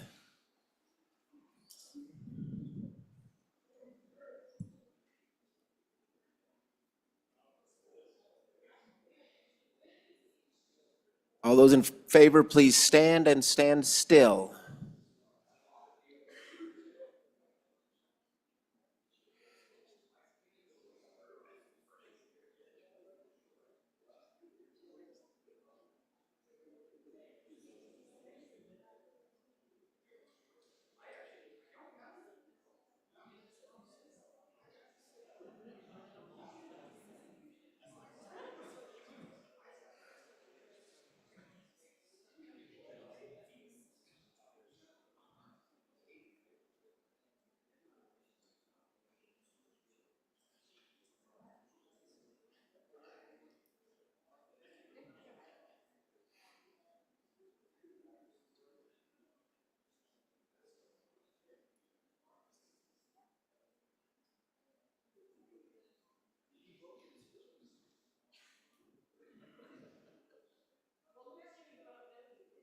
Okay, all those opposed, please stand.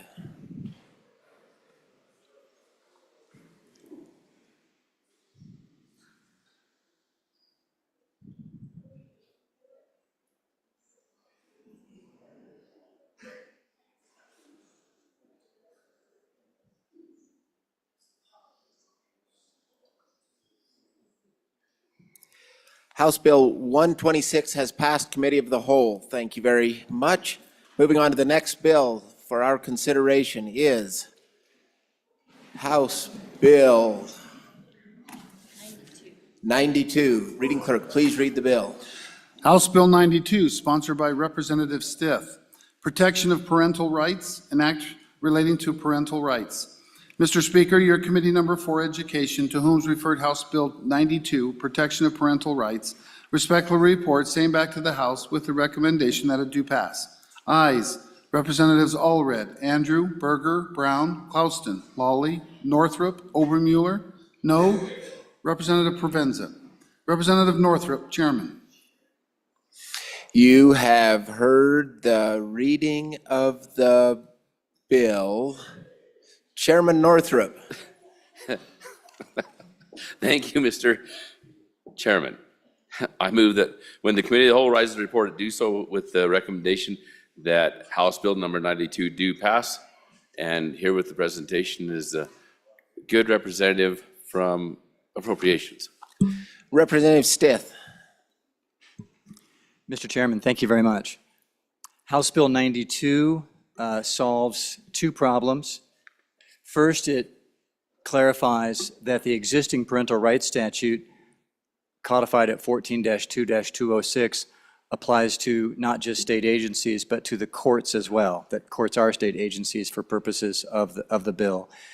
And then the second problem or second feature of the bill is that it ensures that the parental right that's guaranteed by 14-2-206 also applies to our K through 12 schools when the school district is communicating with a parent about that parent's child. So, and you're all familiar with this, when you look at your bill, the text of the statute is reprinted, but we're not changing subsection A, so it's not in your bill. Subsection A, which was passed in 2017, says that the liberty interest of a parent in the care, custody, and control of their child is a fundamental right. So that liberty interest is a fundamental right. We're not changing that in this bill. What's different is you'll see at the top of page 2 of the bill that it applies to the state and state agencies, and then it says including all courts of the state. And you might wonder, why do we want that? And it just arises from a decision from our highest court in February of 2020, which was issued coincidentally on the last days that bills could be introduced that session, that this existing parental rights statute applied to state agencies, but the court wasn't sure that it was a state agency for purposes of that statute in that context. You've seen a version of this bill in prior years. What's different about the bill this year is that it's focused on ensuring that the parental rights statute applies to our schools. And as I mentioned in introduction, one of the purposes of the bill is to make sure that school districts, administrators, teachers are obligated to honor the liberty interest of the parent in communicating with the child. So for example, in my district, the school district had adopted a procedure that said that if a child chose a pronoun that was different from the child's gender at birth, that the teachers and staff were instructed not to tell the parent. So I thought that was wrong, but it turns out that there is no Wyoming statute right now that would actually require that. This fills that gap, and it does so in a broad way by ensuring that the full extent of a parent's fundamental interest in raising their child is protected in that context of the school's communications with the student. So with that, I'd ask for an aye vote and stand for any questions. Representative Jennings. Thank you, Mr. Chairman. So I originally authored the original of this, of what we're talking about there in B. And I also co-sponsored with the good bringer in the past, but I have since thought that through. And so I have several questions that I'd like the body to think about. I do really like it on page 2 from line 15 down. And if we were just doing that, I'd be totally in favor of this because it gives some more instruction. But including all the courts in the state, there was a reason that we didn't include the courts. And when we go to line 5 and it says compelling state interest, the problem is that the courts are the ones that have to arbitrate and adjudicate parental rights, the fundamental right.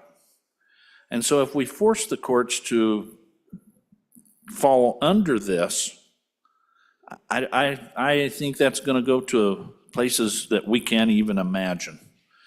They have to be able to, by the time a family gets to this point where they're in front of a court, they're broken.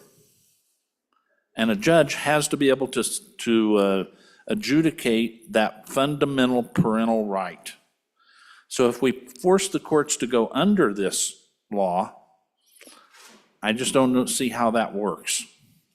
And then the second part, line, so I would like a little more explanation to that from the good bringer of how that would work, because you're actually saying that the court is going to have to adjudicate 50-50, because each parent would have a fundamental right to at least 50% of that child. And it just, I think it muckies up the intent of the original legislation.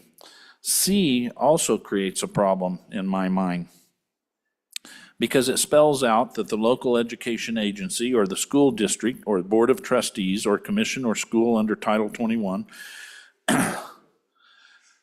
and it talks about what he's going to do down here in 17, 21.3-110, and which I don't disagree with the instruction, but when you look back at the top of the page on line 1, the state or any agency or political subdivision of the state, well, that's already includes schools. They already meet that definition. So I would like to hear the bringer's answer to those two questions. I think we would be far better to take the bottom handful of lines and perhaps amend in a penalty for not doing these things, because currently the schools should not be violating fundamental parental rights. And so I would argue that they already are, and that it's already covered in this, that the threshold of the school allows for the taking care of the child, but it does not give the fundamental right to the school when that child crosses the threshold. And we had that discussion upon passage of the original parental rights, was that the schools, you don't get to go in one parent and change the curriculum, but you do get to go in and say, you know what, my child's not going to sit under this particular item. And so for those reasons, at the moment, I'm a no on this bill, because I think it actually harms the parental rights. When it says the state or any agency or political subdivision, it's already covering schools, and I don't think you can drag the courts into this without creating a whole hodgepodge of problems that we can't even imagine how hard that would be to sort out that parental right. I understand the reason that the good bringers bring in this, and hence I had co-sponsored with him at one time, but since I've thought about that more, and I think probably what we need is some teeth in the original statute, and I also like the bottom of page 2, on and against so far. Speaker Pro Tem Stith. Mr. Chairman, thank you. Let me address a couple of those things. First off, I don't think there's any harm in saying that the courts also have to comply with the law. I just don't see the harm in that. In fact, I think it's rather disturbing to think that the courts would be above the law, right? The whole point of our system is that no person or institution is above the law. I don't think we create harm. The next question is, doesn't the current definition of state agency, or political subdivision already include the schools? Well, initially, I would have thought that too in 2017 when this was passed. I would have. What happened, however, is this, right now it's codified in Title 14, which is why it's 14-2-206. Title 14 is entitled Children. Our highest court has said that this statute in Title 14, because it's in Title 14, does not apply to custody cases under Title 20. And they use that as a reason that, well, this is in Title 14, so if the legislature had meant for this Title 14 statute to apply in Title 20, the legislature would have said so. Those are roughly the words of our highest court on that matter. So K through 12 education, where's that? That's not in Title 14, it's in Title 21, which is why it's important for it to have effect in the schools to specify that Title 20, this is going to apply to matters arising under Title 21 education. It's because of what our highest court has said that this bill is even here, frankly. So that's the reason for that. Again, and I hope that answers the question. Representative Wiley. Thank you, Mr. Chairman. As many of you know, my community has kind of been through the thick of this since we last met in this chamber. And we had some of the largest school board meetings that we've ever had. People were standing around the corner to get in. So some of you made the trip down to attend some of these meetings with us. Community outcry, please do something, please do something. We met with these parents, and you're sitting in this room and they're saying, please do something. Do something to help us stand up for our rights within the law. So if we want to do something for parental rights and we want to protect parental rights and move that as a priority within our statute, there's nothing wrong with this bill. You should vote aye. If it's not a large enough step to take, at least we took a step and we're starting to do something. So I ask everybody favorable vote on this bill, because help those folks that have had to go through this already move forward into the future so they have some kind of protections within our statute. Thanks. Representative Locke. Thank you, Mr. Chairman. I guess I just want to ask again, because I get the feeling that there might be a concern that, is this strengthening the bill or is it weakening the bill? So if you, I'm sorry, I know you've kind of answered these questions, but if you could address these areas maybe in a little more detail and maybe try to explain why it strengthens the bill, because I think that's the real key for, at least for me, is why am I convinced that this would strengthen the bill? Thank you. Speaker Pro Tem Stith. Mr. Chairman, thank you for that question. That is the heart of the issue here.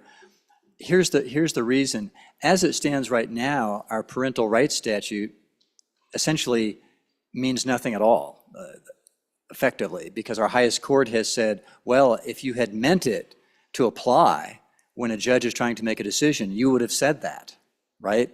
And so this bill says so. This bill says that, yes, courts, you have to apply this.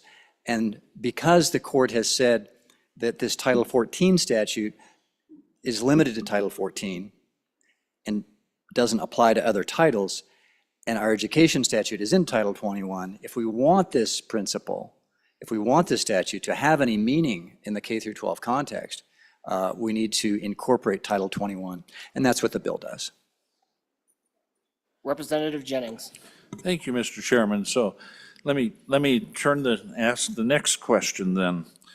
If we take and we put into and include all the courts, and then we go down here and we put school boards or schools, how about everyone else that's not named? When this was originally written, when it says any, it meant any. If you want to say that it hasn't been applied, that's a different issue. If you want to say that it needs teeth in it, I would wholeheartedly agree with you on that. But to say that the law is meaningless, it hasn't been prosecuted, to my knowledge, in the good case that was brought up earlier. Why didn't they apply this and go to a judge and ask them to go after the school and say, hey, what about this? The law is already here. And when it says any, if we begin to carve out and we say courts or schools, then how about, I don't know, daycares? They're not spelled out specifically, but they are covered under any. How about any other medical, say the medical profession? And that's in there because the care and custody of the child. And that's clear that that was written, and I had the intent of, in fact, that was the genesis of this parental rights in the beginning, was that a hospital had come along and taken a child away from the parents, held the child for 2 years and did the medical treatments that they thought was right. Turned out that the parents were right with their medical care. But they took that child for 2 years. And so if we begin to carve out, then how many more are we going to have to list? Just because they didn't do that. And back to the courts, once again, how do you allow the court to adjudicate parental rights and then also say that they must follow it? I'm not even sure what that looks like. Do we take a sword and divide the child and give them 50% to each one? I think that you have to allow the compelling state interest is the part for the courts to have to decide. Abuse, neglect, and endangerment of the child. And those things are already bringing the courts into it, and they already are saying that the courts are a little bit different animal. And so, again, I would urge the body to be very cautious about opening this up. When it says any, it means any. And again, I think that we would be better served to strike the top couple of parts and add some penalties. And we could put the instruction in there. I don't have any problem with that, because it is a place where we cross a threshold and we hand our children over to an agency. And maybe we need to be clearer in that they do need to have disclosure. I would be with you on an amendment like that to the bringer. But the other part, I think, is just too dangerous to open up. And I think we do need to put teeth in it. And hopefully I could work with the bringer to do that. Representative Penn? Thank you, Mr. Chairman. Yeah, I think we've had a lot of good discussion on this, and I feel like maybe we could do some amendments and strengthen this. One of the points that I wanted to bring up is when we're dealing with the courts, when we've already reached that point, as was brought up earlier, oftentimes the situation is already a very broken situation. But one thing that's been brought up to me is just the cost of that for a family to have to go to court against a school district. And so we do need something that has some teeth, that prohibits someone from even wanting to step into this territory knowing that there's teeth on the other side. Because if an infraction occurs and it requires a family taking a district to court in order to then, have a final positive outcome, the whole situation is tough, very tough, and a financial burden for people. And so at this point, I think I would like to move this forward so that we have something to work with, but hopefully we can bring some things to help strengthen this a little bit. Thank you. Speaker Pro Tem Stith. Mr. Chairman, I just call for the question. Is there any other discussion on the bill? Question being called. All those in favor of Representative Chairman Northrup's motion that when the Committee of the Whole rises to report, it do so with the recommendation that House Bill number 92 do pass. All those in favor say aye. Aye. All those opposed, nay. House Bill number 92 has passed Committee of the Whole. No more bills for our consideration tonight. Majority Floor Leader Nyman. Mr. Chairman, I move the Committee of the Whole rise and report. You have heard the motion. All those in favor say aye. Opposed, no. The motion carries.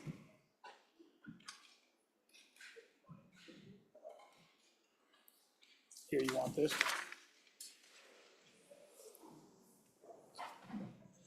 The reading clerk will read the Committee of the Whole report. Mr. Speaker, your Committee of the Whole, having had under consideration bills on general file, begs leave to report as follows. House Bill 3, do pass amended. House Bill 4, do pass amended. House Bill 45, do pass amended.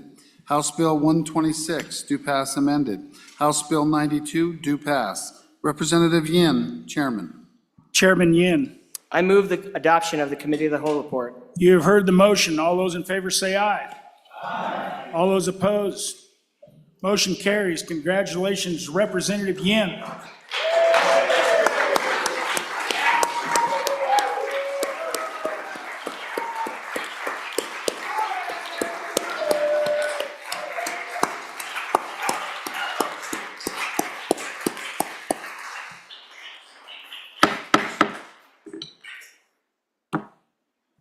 Messages from the Senate. Message 124. Mr. Speaker, the bill listed below passed the Senate on third reading by the vote indicated. Senate File 5, Organ Transplant Recipient Protection. Ayes 25, noes 5, excused 1. Message 125. Mr. Speaker, the bill listed below passed the Senate on third reading by the vote indicated. Senate File 7, Behavioral Health Redesign Vulnerable Adults.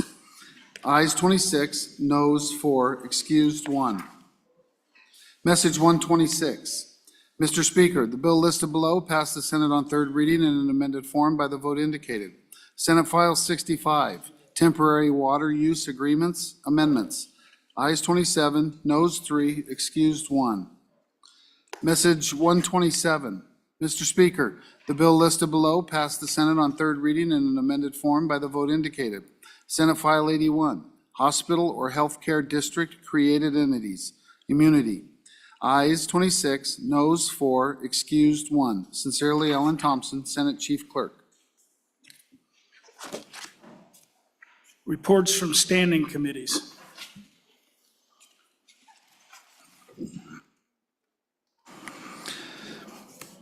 House Bill 165, sponsored by Representative Byron. Access points on state lands study.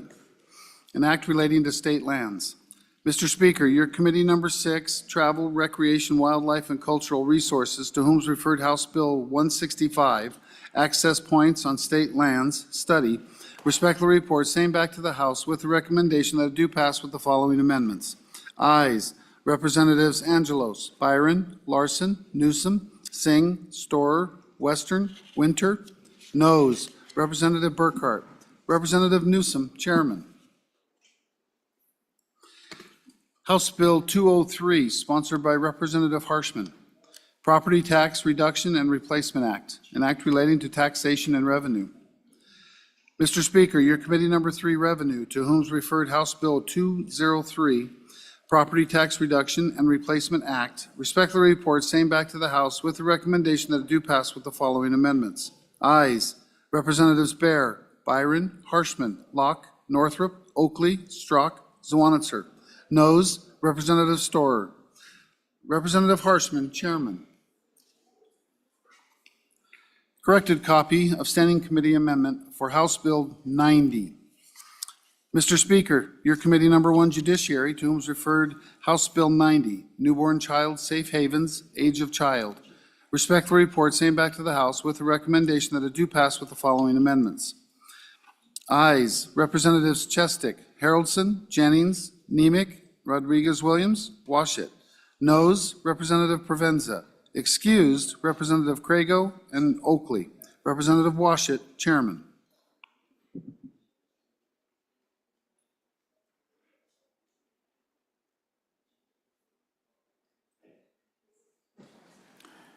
All right, re-referrals. Chairman Newsom.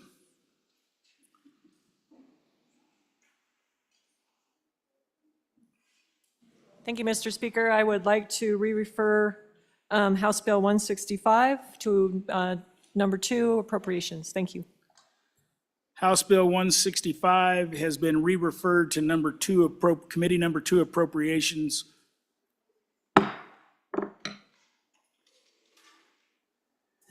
Okay, Mr. Majority Floor Leader, I think that clears the deck. All right, thank you, Mr. Speaker. Ladies and gentlemen, I move that the House stand adjourned until 9:30 a.m. in the morning tomorrow, Wednesday, the 21st day of February 2024. So that will mean that the budget amendments need to be in by 7:30.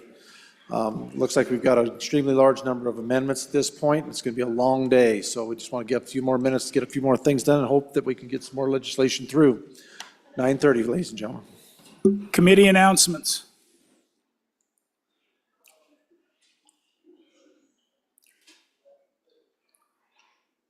Chairman Washit. Thank you, Mr. Speaker. Your committee number 1 will be meeting in our normal room at 8 a.m. tomorrow morning to consider House Bill 125 and House Bill 131. Chairman Zwanitzer.